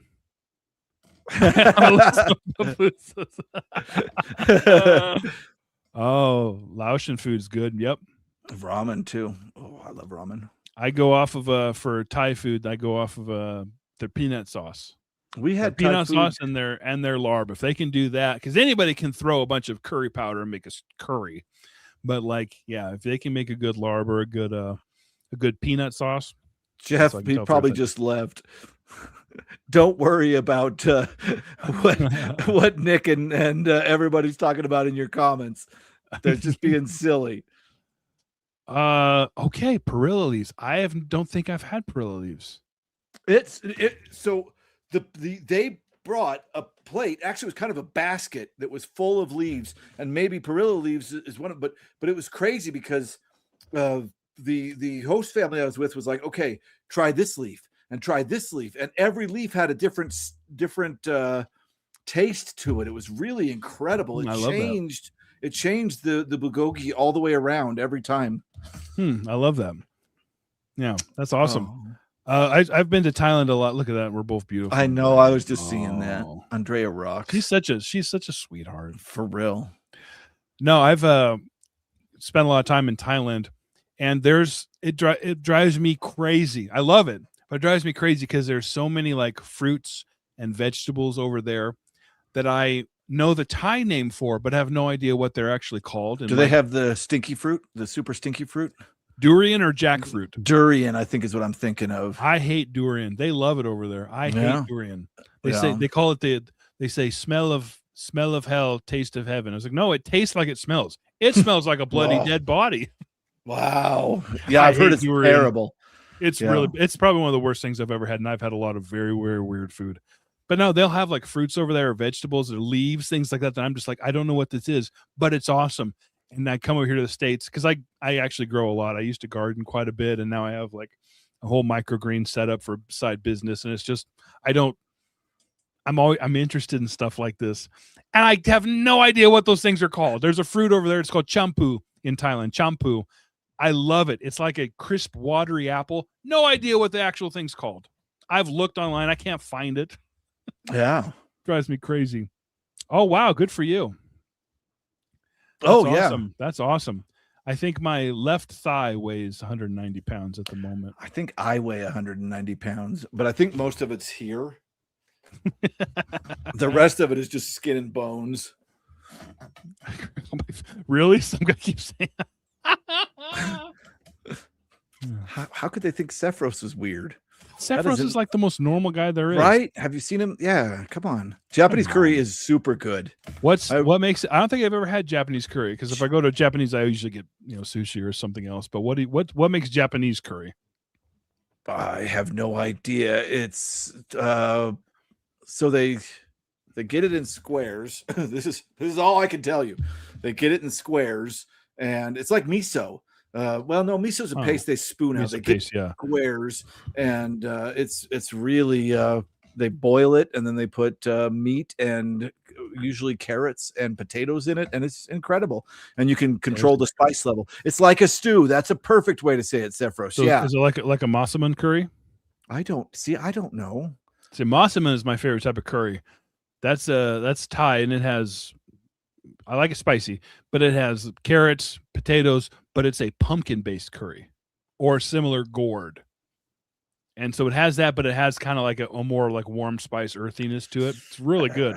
I don't know. I'm sorry. That sounds great though. Yeah, it's so good. Yeah. You'd be an excellent medieval monk, Jake. What does that mean? Because you're eating? I don't know. Because I like food. It's because I look like a friar.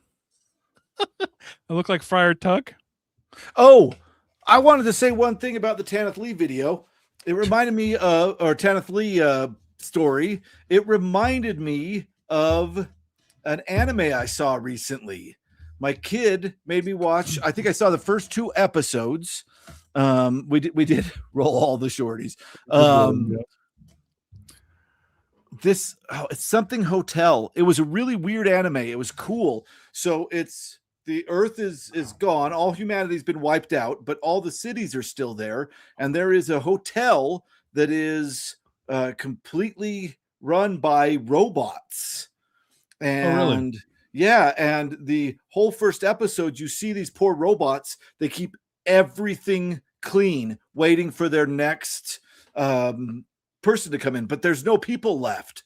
So like there's one part where like a towel rack falls off the wall and like 6 robots are like, oh my god, and they all run and fix it and everything. And the end of the first episode is a being suddenly walks in, and it turns out it's an alien, and that's the beginning of the end of the first episode that leads into the rest of the story. But yeah, the hotel in this Tanith Lee story made me think of that show my daughter had me watch. Yes, Apocalypse Hotel. Thank you, Jay. Oh, gotcha. That's the one. That was fun. I've only seen the first episode, but that first episode was really good.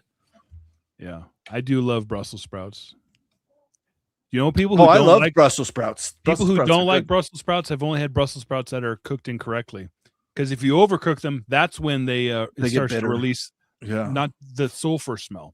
That's when they start to release. If you cook them properly, they don't at all. And so I only do Brussels sprouts. I do olive oil, sesame oil, and whatever seasoning I want.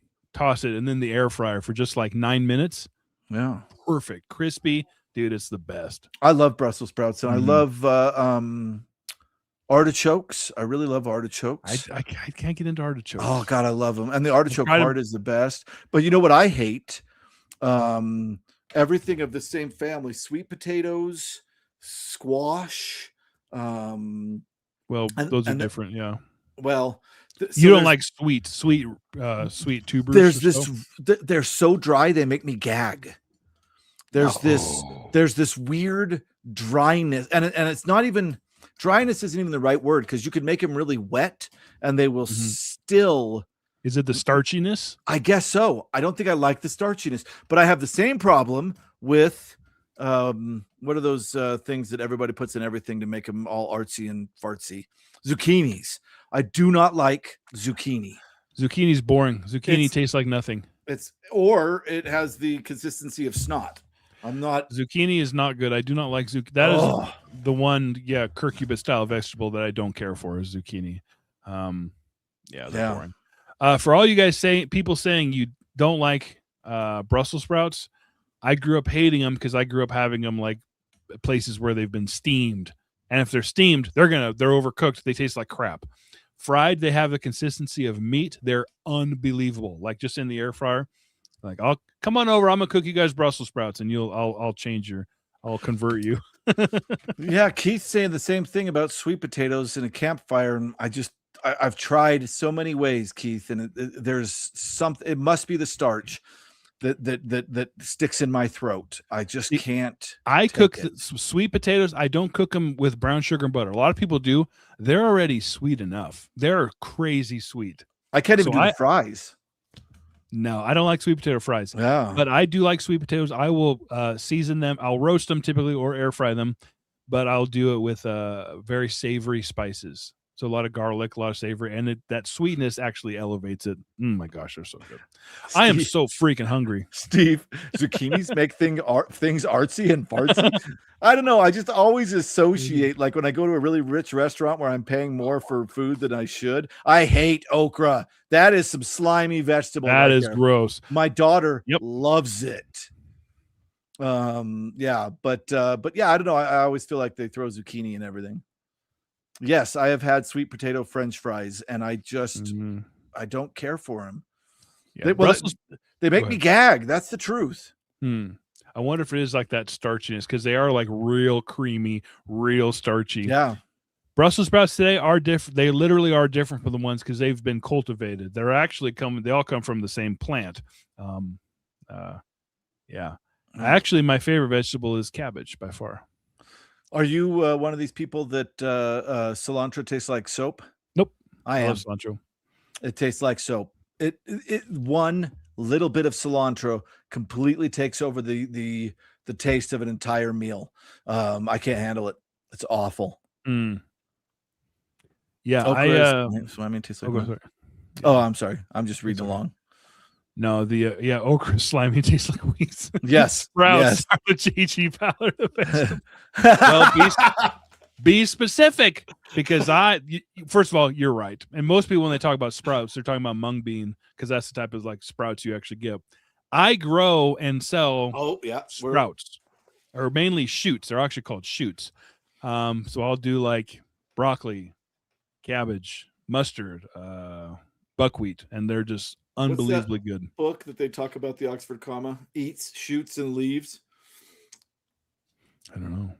Eats, leek. Shoots, and leaves. Oh, I can see leeks are just it's too strong of a flavor. I got into leeks because I had a British friend when I was going to school in Laramie, and he would do Sunday roasts every Sunday. And my wife at the time and I would go down there, and there was always leeks, always. And then he had a cookbook that's called "First You Take a Leak." Cilantro seeds, the seeds is cardamom. The seeds are amazing. Ground cardamom is amazing. Yeah, I don't think I have a problem with cardamom. Cardamom. Or no, it's not. It's coriander. Excuse me. You're right. Coriander. Coriander. Okay. Correct. Jake. Yeah, that's the joke. Shoots and leaves. Eats shoots and leaves, depending on how you do the commas. Yeah. Oh, that does sound good, Keith. Ramps are. What's ramps? That's a type of onion, correct? Am I correct in that? Goblin. Let us know, goblin. Yeah, goblin. Type of onion. I think it is. Oh, I'm thinking of rocket. Rocket is arugula, which is my favorite leafy green. Best rib recipe. I don't have a good rib recipe. Ribs are good. Ribs are dang good. Yeah, I mean, ribs are good. For meats and stuff like that, I have a buddy who he smokes. He smokes everything. And he's had like me too. It's the best having a buddy who smokes stuff. Isn't no, really? I was making you're thinking of different kind of smoking. You're smoking the devil's lettuce. No, just tobacco from the Shire. No, my buddy, he smokes stuff, and like he just uses salt and pepper. That's it. Because he's like, the actual flavor you can get is not from the seasoning, it's from the method and the time and the wood. And so he made his smoked Chris's. So he made a brisket and like pulled pork and ribs where he's just like, watch this. He'll grab the rib bone and just go pull it clean out. And you're like, good gosh. Oh my gosh, I'm so freaking hungry. So Goblin says it's oniony, garlicky, looks like wild onion, but bigger and heavier. Yes. Okay. Yeah. Correct. Ramps are good. They are good. I love onions. I could eat an onion like an apple. Long bottom leaf. Exactly, Tim. I wanted it to be some kind of crazy. I don't know, man. That's that scene where Radagast takes that big hit off of Gandalf's pipe and then is feeling a lot better. Yeah. Ooh, Jay knows how to do the ribs. I do like Carolina seasoning. That's good. It's just mustard in the barbecue sauce, but it's still good. I've never eaten ribs that I didn't like. That's amazing. Oh my gosh. Ooh, yep. Dr. Pepper. Interesting. I don't like Dr. Pepper. I don't like dark sodas, but as a marinade, it's awesome. Yeah. It's 3 Damn it, I want a big food. Oh my gosh. Oh wow. When she was pregnant with me. Oh yeah. My mom ate lemons. She completely destroyed all the what do they call that on her teeth? Enamel? The enamel on her teeth because she just craved lemons.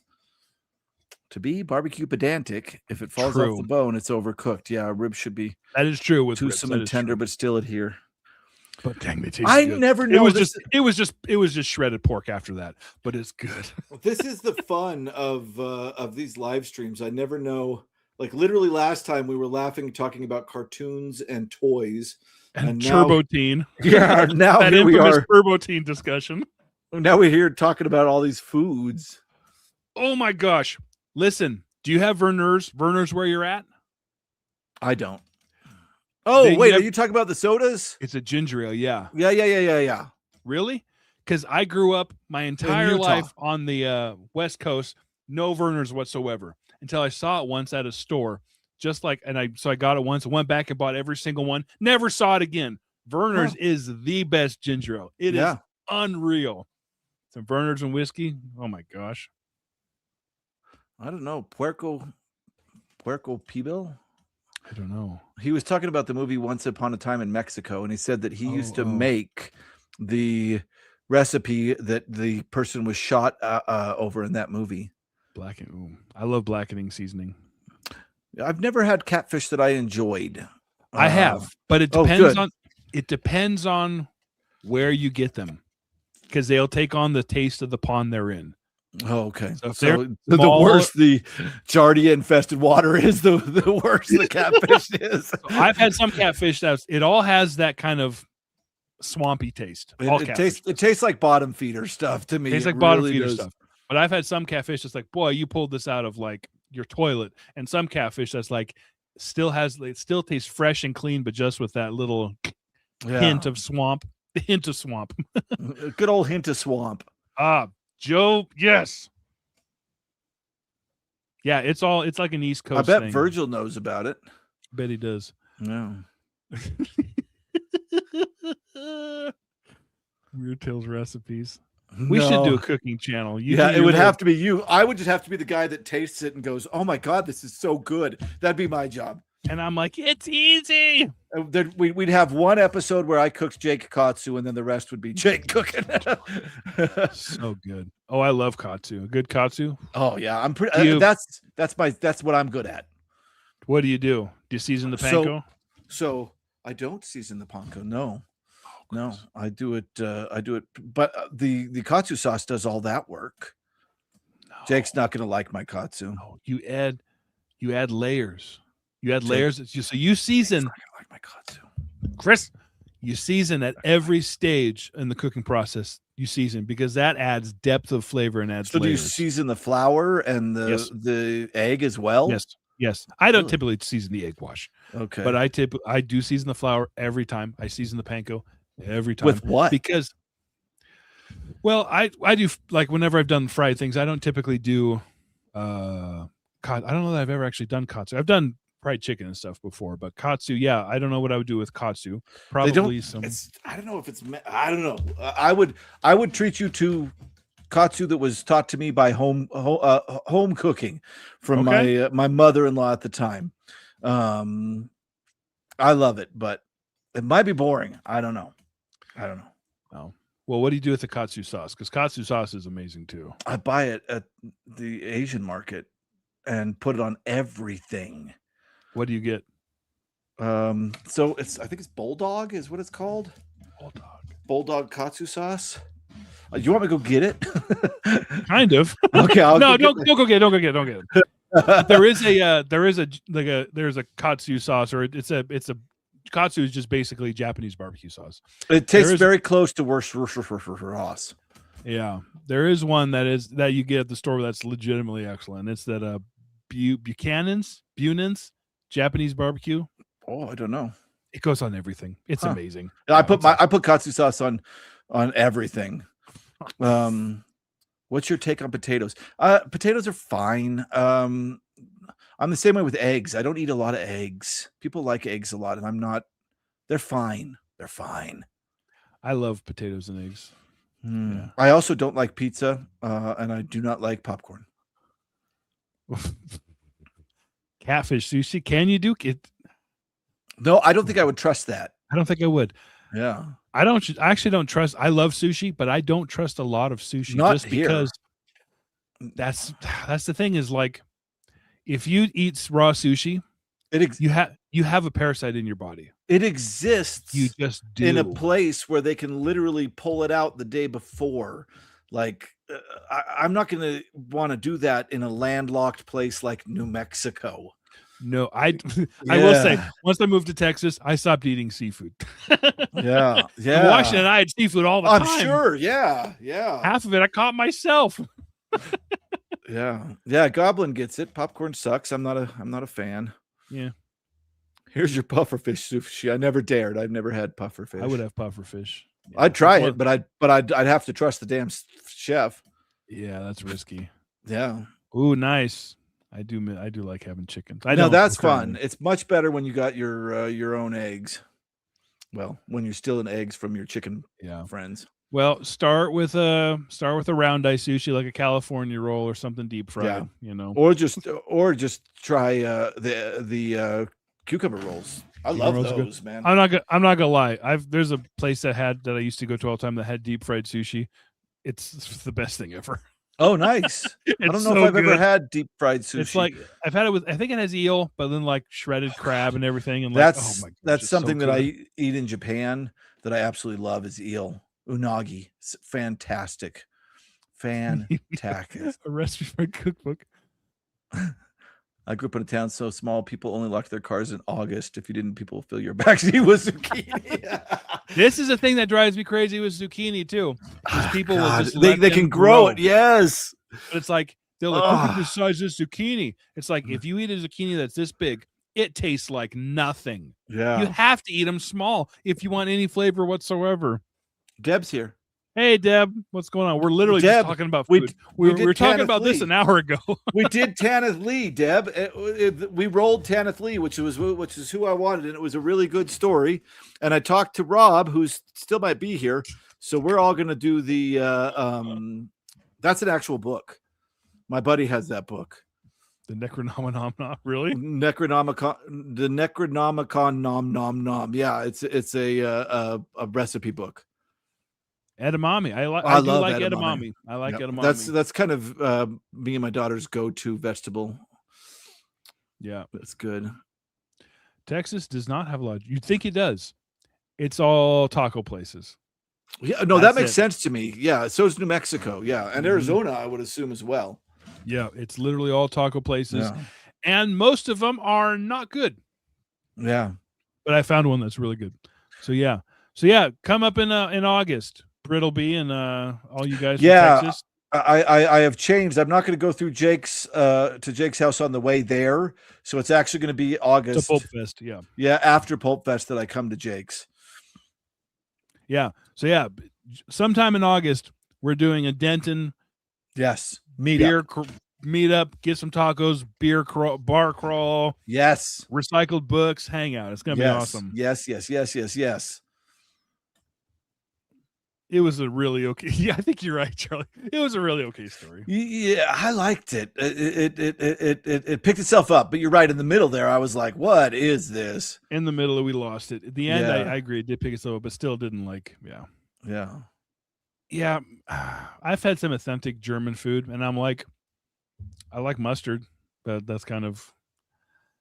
I like sausages. Yeah, but half German sausages are just not good, I think. When I was in... You ever had a knockwurst? No. Freaking sucks. When I was in... What's that Scottish stuff? That's the sheep stomach with the haggis. We went up to... I had haggis in... I'm trying to think of the town. First we went to Stirling, and then we went to... What's right there by Loch Ness?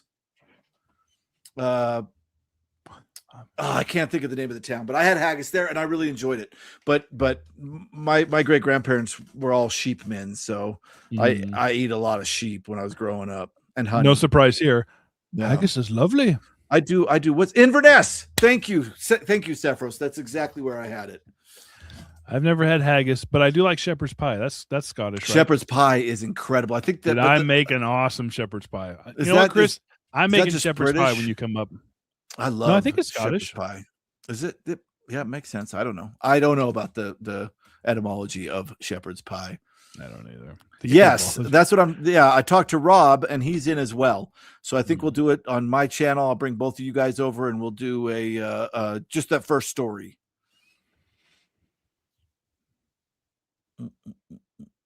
I had haggis and stall coats. Yeah, it was based on a what do you mean? Dare to eat that sheep's gut? Right? Seriously, Irish. Thank you, Tim. Irish. Yes, Okay. it is Irish, but it's bloody good. That's right, because I had it at a night. First time I ever had it. Yeah. Damn. They can't take my haggis. Actually, he's saying they can take the haggis. Oh, they can take your haggis. Yeah. Hey, me as well. I am very Norwegian. I'm very Danish. So I grew up with like Eberskiber. I don't know if you guys have seen those pans that have the little hole like dents in them. That was stuff we always cooked. Every Christmas we would have lefse, krumkak, like dumplings, all these like Norwegian dumplings. Yeah. Yeah, Eberskiber is a type of a dumpling. Everything Danish with dumpling. Anything you can make with a potato. Yeah. Yeah. I prefer the lamb, but I mix them. Oh, I love that. That's what the Yidos are too, right? Lamb and beef mixed together. Yep. Jake is a Viking. So am I. Oh, yeah, my mom recently did the weird do your DNA swab, and it came back and straight up they were like, you are 99% Danish. Like straight up. That's it. Like there was no like 25% this, but nope, just Danish. Yeah. Yep. Very Norwegian. Oh, wow. Yes. I'm starving too. You and I come from the Viking brood, Jake. Yeah. But I'm definitely more of a frontline Viking. You're the strategist. You're the old wise strategist in the back. Yeah. That's like, did you ever watch Vikings? Okay, I'd be the weird guy that was like kind of the drug taking standing in the back trying to see visions from the sky. That's what I would like to do. Some kind of Viking shaman or whatnot. Yeah, that's where I'm at. I'm not getting swabbed. That's how they tie you to the crime scene. What is that weird fish? I know what you're talking about. They do that. They pickle a lot of fish there in up in the Scandinavian countries. Yeah, I don't know. Unfortunately, I've lost most of my Danish roots. Yeah. Boy, Danish sounds good right now too, huh? Yeah. Cheese Danish or a raspberry Danish. Oh my god. Oh my gosh. This has been the hungriest stream we've ever had. Seriously. Yeah. That's what I want to do. I don't want to just be part of the shield wall. That's no fun. Shield wall is scary. What's a shield wall? Is that what I'm on? Because I'm yes, that's what you're doing. I'm on the shield wall. I don't know. I think you're the guy they bring out if things are going bad, and they're like, "Bring out the big one." I am huge. You can attest. You've seen me in person. Like I'm a lot bigger than I look. You are a tall fella, man. Seriously. This or Teenage Boy cartoon talk is way to end the stream. Dude, that is literally every Rolling Shorties. We start talking about a book, but we have no idea where it's going to go after that. Kind of fun. Listen, everybody, go to Pulp Fest this year. This is what we do at Pulp Fest. We're shopping around at books, then we're talking about our books, and then we just go off for like an entire weekend. It's going to be awesome. I just bought my tickets today. Yeah. It's gonna be fun. Yeah, a lot of people coming. It's going to be really exciting. Mm-hmm. And I'm driving there, taking 2 weeks. Are you picking me up from the airport? I 11 a.m. You said. I wonder. I got to figure out what time I'd leave. I think it's only 4.5 hours from where I will be, so I think I should be able to. I'll just have to leave earlier. Okay. Well, if not, that's fine. I can Uber it. No, I think I can. And we might be able to turn around and go get Andrea when she gets in, too. She gets in later, but we can go get her. Yeah. Like it's only like a half hour to the airport and back. If we're not already drunk, yeah. Yeah. Yeah. We should, because you guys are doing Whiz Fest. That's all you UK boys that same weekend. Dude. Could we do a joint? Of course we could, because we're running it off of just one camera. What are you asking? I'm sorry. Oh, sorry, Sephiroth, because they're doing WizFest in the UK the same weekend. Dude, we should do a joint stream. Oh, that would be fun. Of course, it's going to be in the evening for us, which is like, what time is it now for you? They'll still be drunk. Don't worry. You're right. Jimmy will be like hanging from the chandelier wearing a kilt. Pulp Fest is in Pennsylvania, Pittsburgh. Cranberry, Pennsylvania this year. And it's the last weekend of July from like the 29th to the 2nd, I believe. Yeah, 2nd. Yeah. First, 2nd. It's awesome. Tim, you should definitely go. It's awesome. I'm going next year. Yeah, I bought my tickets, and my problem is I can't just buy like economy. I have to buy just drive, Keith. The next one up. So it's I could not see you fitting in an economy seat. Your legs would you'd be licking your knees. I have to buy the expensive tickets. Yeah. So I didn't pay $400. I paid $700. So yeah, oh boy, it would be chaos. Yeah, it would. 3:09 a.m. Hey, maybe we'll do an earlier stream. Yeah, we'll have to, and we'll coordinate it because that sounds Mars, Pennsylvania. Oh, do it, Tim. Do it for sure. That'd be awesome. Yeah. Like a bunch of people are going. Like, so it's going to be phenomenal. You could literally meet at my house. We could drive in together. I'm what, like 6 hours, 7 hours from where you are? Where is he? Pick him up on the way. Go on a road trip with Chris. He's the other way. He'd have to come my way. Gotcha. I think he's in Arizona. I'm just shy of 6'5". So yes, exact same wow. boat. Okay, Tim too. All right. Yep. Economy is murder. Chris Evans. Oh, Glockensig fell asleep while he was driving. Evanston? Evan. What's the name of that? There's a town on the Wyoming border that we'd always used to drive to. Yeah. I want to go Rob's way just to see his man cave. No kidding. I bet Rob would be fun to spend a weekend with, dude. Yep. So Rob, come to Pulp Fest, and then you guys go hang out there. Yeah. Yep. Tall Canadian boys. I'm 5'11". You're taller than I thought you would be. Yeah. I don't know why. Yeah. Yeah, I'm not short. That's true. I'm the short one. Oh yeah, this is Glockensig was talking about this Evans Cemetery, which is where that's right. Dawn of the Dead. Yeah, we'll have to get a group together. It would be fun. Whoa! You're under 5. Are you serious, Andre? Are you under 5 foot? Oh my gosh, I love that. She's gonna come. We're gonna get a picture of you and me next to each other. It's gonna be the best. You, me, Richard Rempel on one side, then you, and then Richard Rempel is so much taller than you think he's gonna be. Yep. Oh, I love it. Awesome. So when you say almost, do you mean 4'11" or 4'10"? Oh, I'm so happy right now. My ex, I think, was like 5'2", and she seemed very short. Oh, Beast Reads is shrinking. Oh no. I'm 5 foot, not much. It's different when you're a cute girl. It's good to be short. When you're a guy that's 5 foot, it's like, all right, I gotta look into stretching myself or something. Richard's just so tall in person. He's the first YouTuber I ever met, and I was super nervous because he just happened to be coming through New Mexico, and I was like, dude, I gotta meet him. And we met in this parking lot, and oh,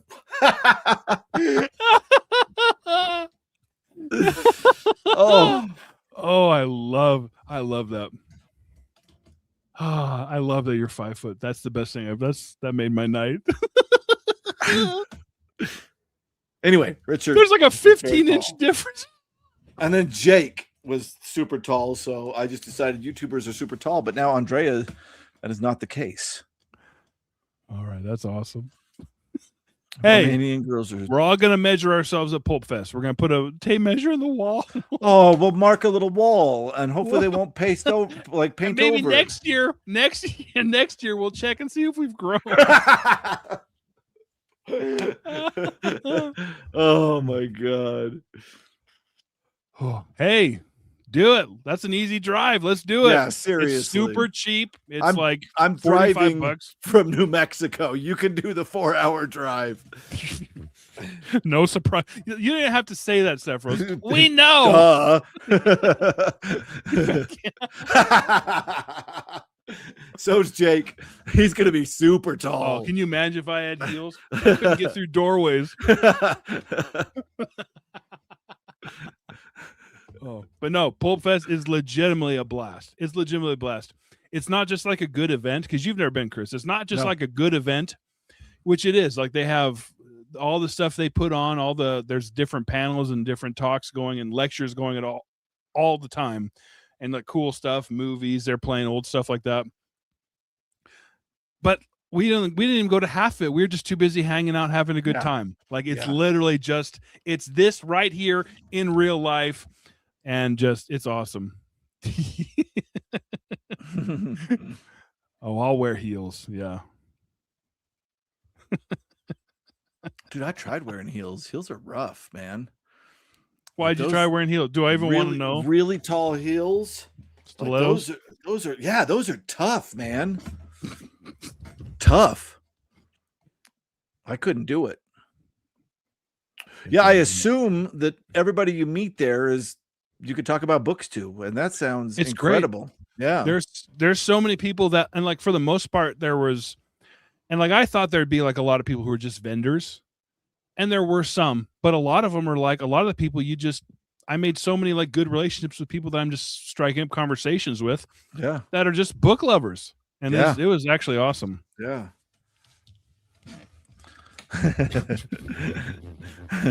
Yeah, it's awesome. It is literally awesome. It's incredible. Yeah. Everybody come. Let's make it a party. We're taking over this convention. Yeah. It's gonna be a blast. And then 2027, I'm gonna try to make them buy my ticket. You keep saying that. I know. I want them to do that. I'm gonna be like, I have this many subscribers. Is that where the ticket? Well, here's the thing. They might, if you're like doing I'll do a panel. Well, here's the thing. It's already cheap. Like, staying at the hotel costs money, obviously, but it's like $45 for the weekend or something like that. It's nothing. It's the already flight out there. Oh, the flight out there. Yeah, that's the part that hurts. Yeah, but no, that's the thing. And like, a lot of people are even asking, like, are we going to sell like weird frequencies or do anything? Like, I don't want to do anything. No, I don't want to be. It's just a fun weekend. It's a hangout weekend. It's just fun. Yeah. I don't want a bunch of responsibilities. No, I just want to go hang out with everybody. No, yeah, we need. Yeah, no way. Yeah, it'd be hard. Good night, sweet angel. Good night, Sephiroth. I want Jake's chill. Yes, Jake's chili's good. Oh, yeah, that's a nice easy drive for you, Mark. Wow, that is awesome. Our supernova's over 100. What's a supernova? I don't know. Is that a hotel or an event? An event? I don't know. We don't know anything, Deb. We're like innocent children. That's one thing I didn't do last year that I was like, oh, we should have done, but I was literally too busy. It's weird that all you got to do is walk down to the lobby and there's all the best booksellers around. Yeah. That's okay. You can do it. That's okay. You can read the whole flight over, Joe. That'd be awesome if you showed up, Joe. That'd be great, man. Was Joe in Washington? I can't remember where Joe is. I don't remember. Was he in Washington? I know you said before. I don't think he's down near me. I think he's up north. Yeah, I've heard Worldcon is fun too. What's Worldcon? I think Brett's talked about it, but I don't remember exactly what it is. I've never been. Oh, it is an event, Supernova's event. Okay. Oh, and that's right. Andreas talked about Worldcon before. Oh. Gotcha. My cat is playing with his mouse around my foot. I see you, dude. I know. It's the most attention-wanting cat ever. See you later, Tim. Tim W has a story in Out of the Void. Oh, no. The horror one. Ooh. The horror, retrograde horror. It's good. It's really good. That's right. Cali. Oh, Cali. Okay. Northern or Southern? Well, you never know. It doesn't hurt to ask. Right. Tell us her number, and we'll see if we can stay there. We'll out, yeah. Yeah. We'll ask for you. That's right. Worldcon's. Oh, it's where they give out the Hugos. Oh, That's right. We've had this conversation before on. Yeah, I know. We have to have a Primanti Bros night. What is that? What is that? Is that some weird sexual thing? What's Primanti? I'm not saying no. I want to know before I say yes. Right. We need to know what it is before we sign up. We have not. There's a few artists that are still working on stuff. So we have not yet, Deb. But as soon as we know something, we'll let everybody know. All the best. Yes, all the best horror. Oh, Brett talked to Andrea. That's awesome. Oh, fun.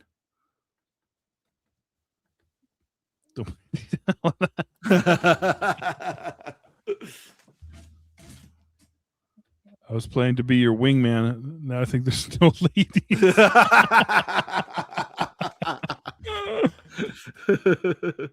Oh.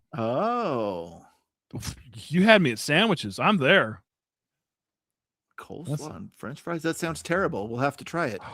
I love coleslaw. You don't like coleslaw? It's okay. It's fine. It's fine. It's fine.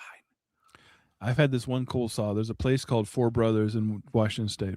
I thought Pittsburgh was freaking steak sandwiches. Now that's something. They can put coleslaw on it. But no, it had coleslaw, but it was really, really thin shaved, almost like angel hair shaved. But it had like they had marinated poppy seeds in something and put it in there. Huh. Hey, I'm down to try anything. Dude. If Glockensig says it's good, we'll check it out. There are ladies, but they're wine ants. I love wine ants. Pulp wine ants. That's right. The ladies astral projected to Pulp Fest. Oh, it is, MC. End of July. End of July. Yep. The Thursday. Yeah, and just pulpfest.com. It's a bit of a pain to get registered for it. But you could actually just show up and register if you're like not staying somewhere or get a hotel separately. But if you do it there, yeah, it is kind of a bit of I had to PayPal somebody and then like send a messenger pigeon. Joe's right. I am totally thinking of Philly. Philly cheesesteaks is what a cheesesteak sandwiches, right? Is that the right? Yeah, I don't know. Yeah, I'm not dry. That's why I'm flying. Did we already figure out where Jay was from? Texas. Texas. Oh, okay. But he's way down there. He's down that way. He's not up North Texas like me. Okay. He's where it gets humid. I guess all of it gets humid, but it's pretty humid up here too. God dang. But it is more humid down there. That is true. Yeah. When I'm going to start here in New Mexico, go to Utah for a family reunion, go over to my brother's in Colorado, and then all the way through Kansas without stopping into Missouri. And then I'm going up Dayton, Ohio to see Nick at the Book Graveyard. That's going to be awesome. And then I'm going to Detroit. You're going to have to go to that bookshop he always goes to, that, what's it called?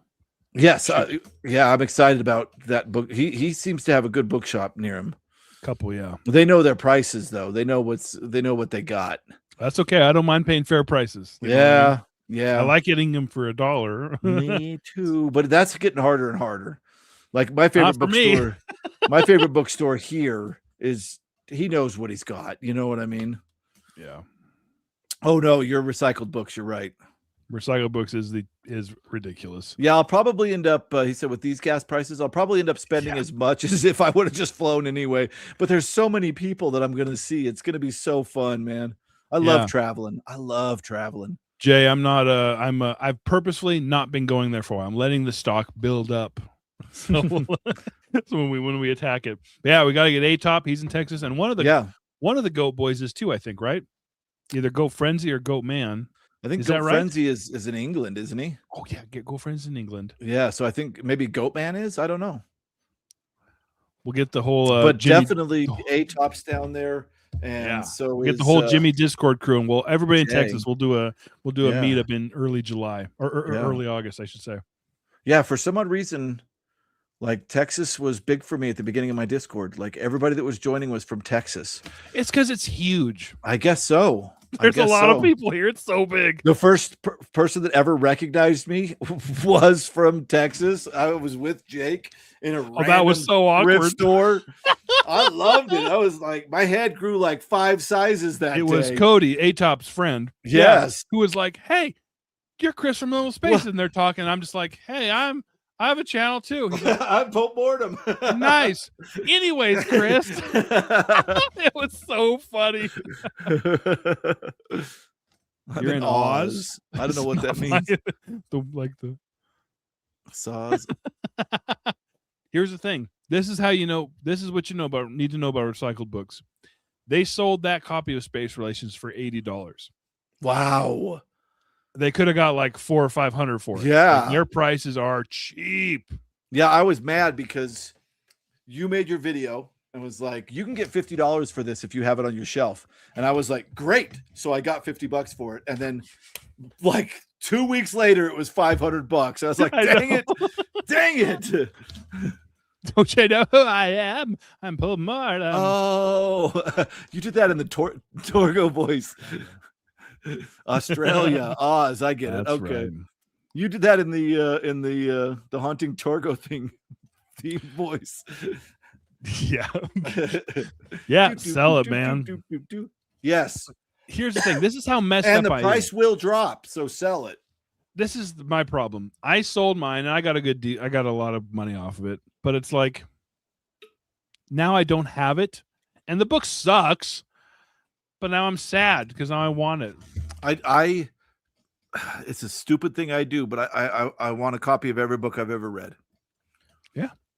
Which means I have. That's the only book I've sold out of all the books I buy, all the science fiction books. I've not sold any of them. Somebody was offering me $250 for this, and because this is printed in 1966, and it's weird when somebody's like that much money. I don't know, but I can't do it. I mean, this is the one I read as a kid. I mean, I can't do that. I can't do that. That's the problem. Money comes, money goes. That's our entire life. Money comes, I'd probably money goes. turn around and buy books with the money that I sold the book for. So what's the point? Yeah, it's not stupid, Chris. How else can you reread it? Exactly. But I keep books that like I hated and that disgusted me, like Piers Anthony's Firefly, which is the grossest book ever written. Like I have a copy of that and it feels weird. Or freaking Mists of Avalon or whatever, you know what I mean? Although that one's not as bad. Mm-hmm. Sell books to buy books, yeah.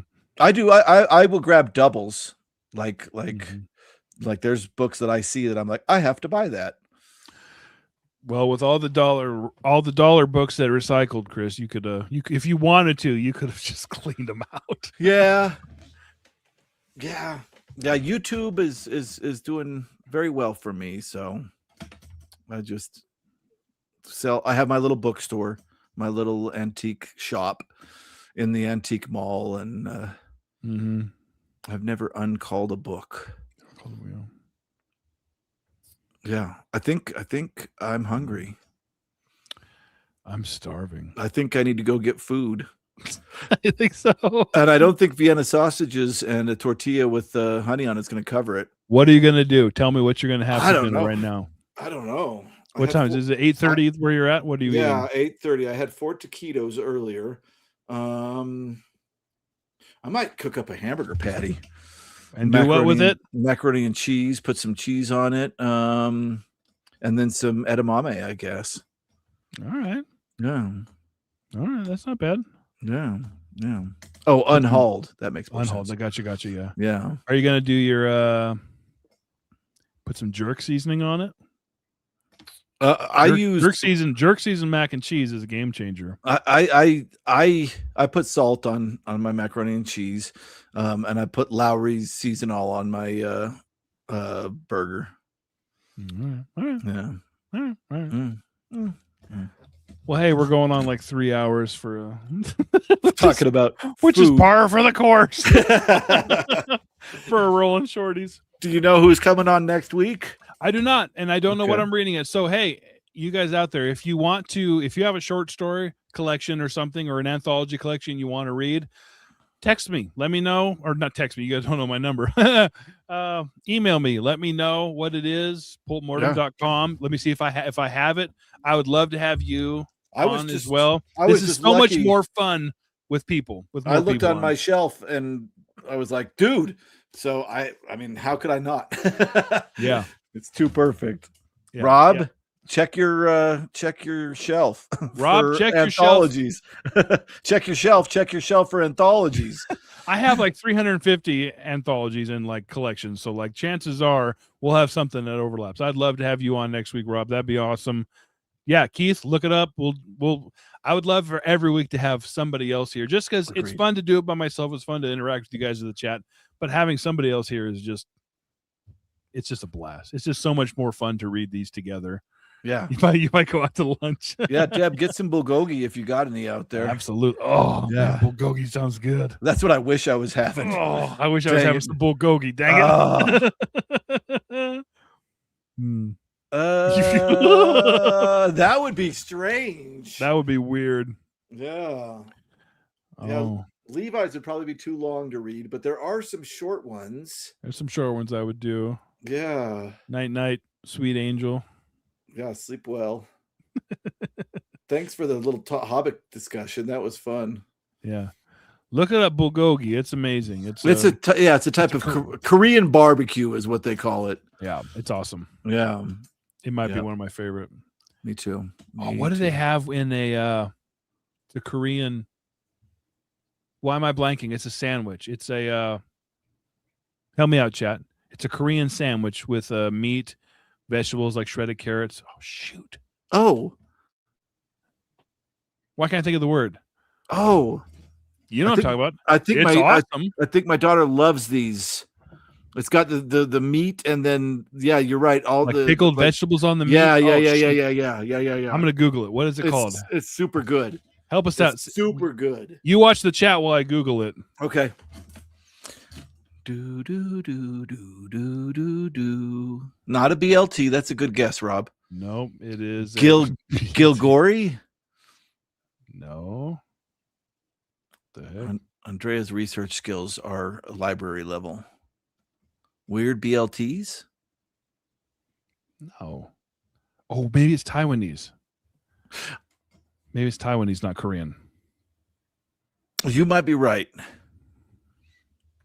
There's a little cafe at the Asian food market here that sells those sandwiches, and Naomi, every time we go, gets them. She loves them. I love them too.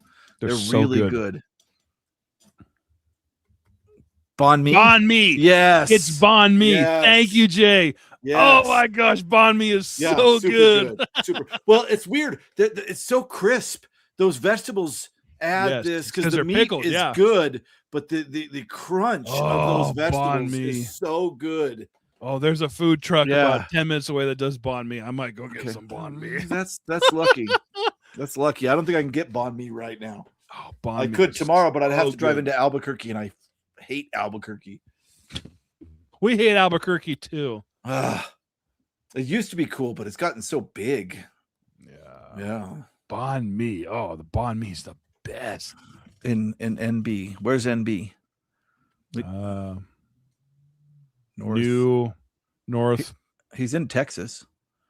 I don't know. Texas is so big. It's really big. It's so big. It's ridiculous. I don't know anything about Texas yet. It's so big. Yeah. New Braunfels. New Braunfels. Yeah. Texas is bigger. For all you UK friends viewing this, Texas is bigger than like 9 of your countries combined. I don't think they have 9 of their countries. Probably not. Oh, banh mi. Dang it. Dude, I am so hungry. Hey, this has been going on for longer than 3 hours.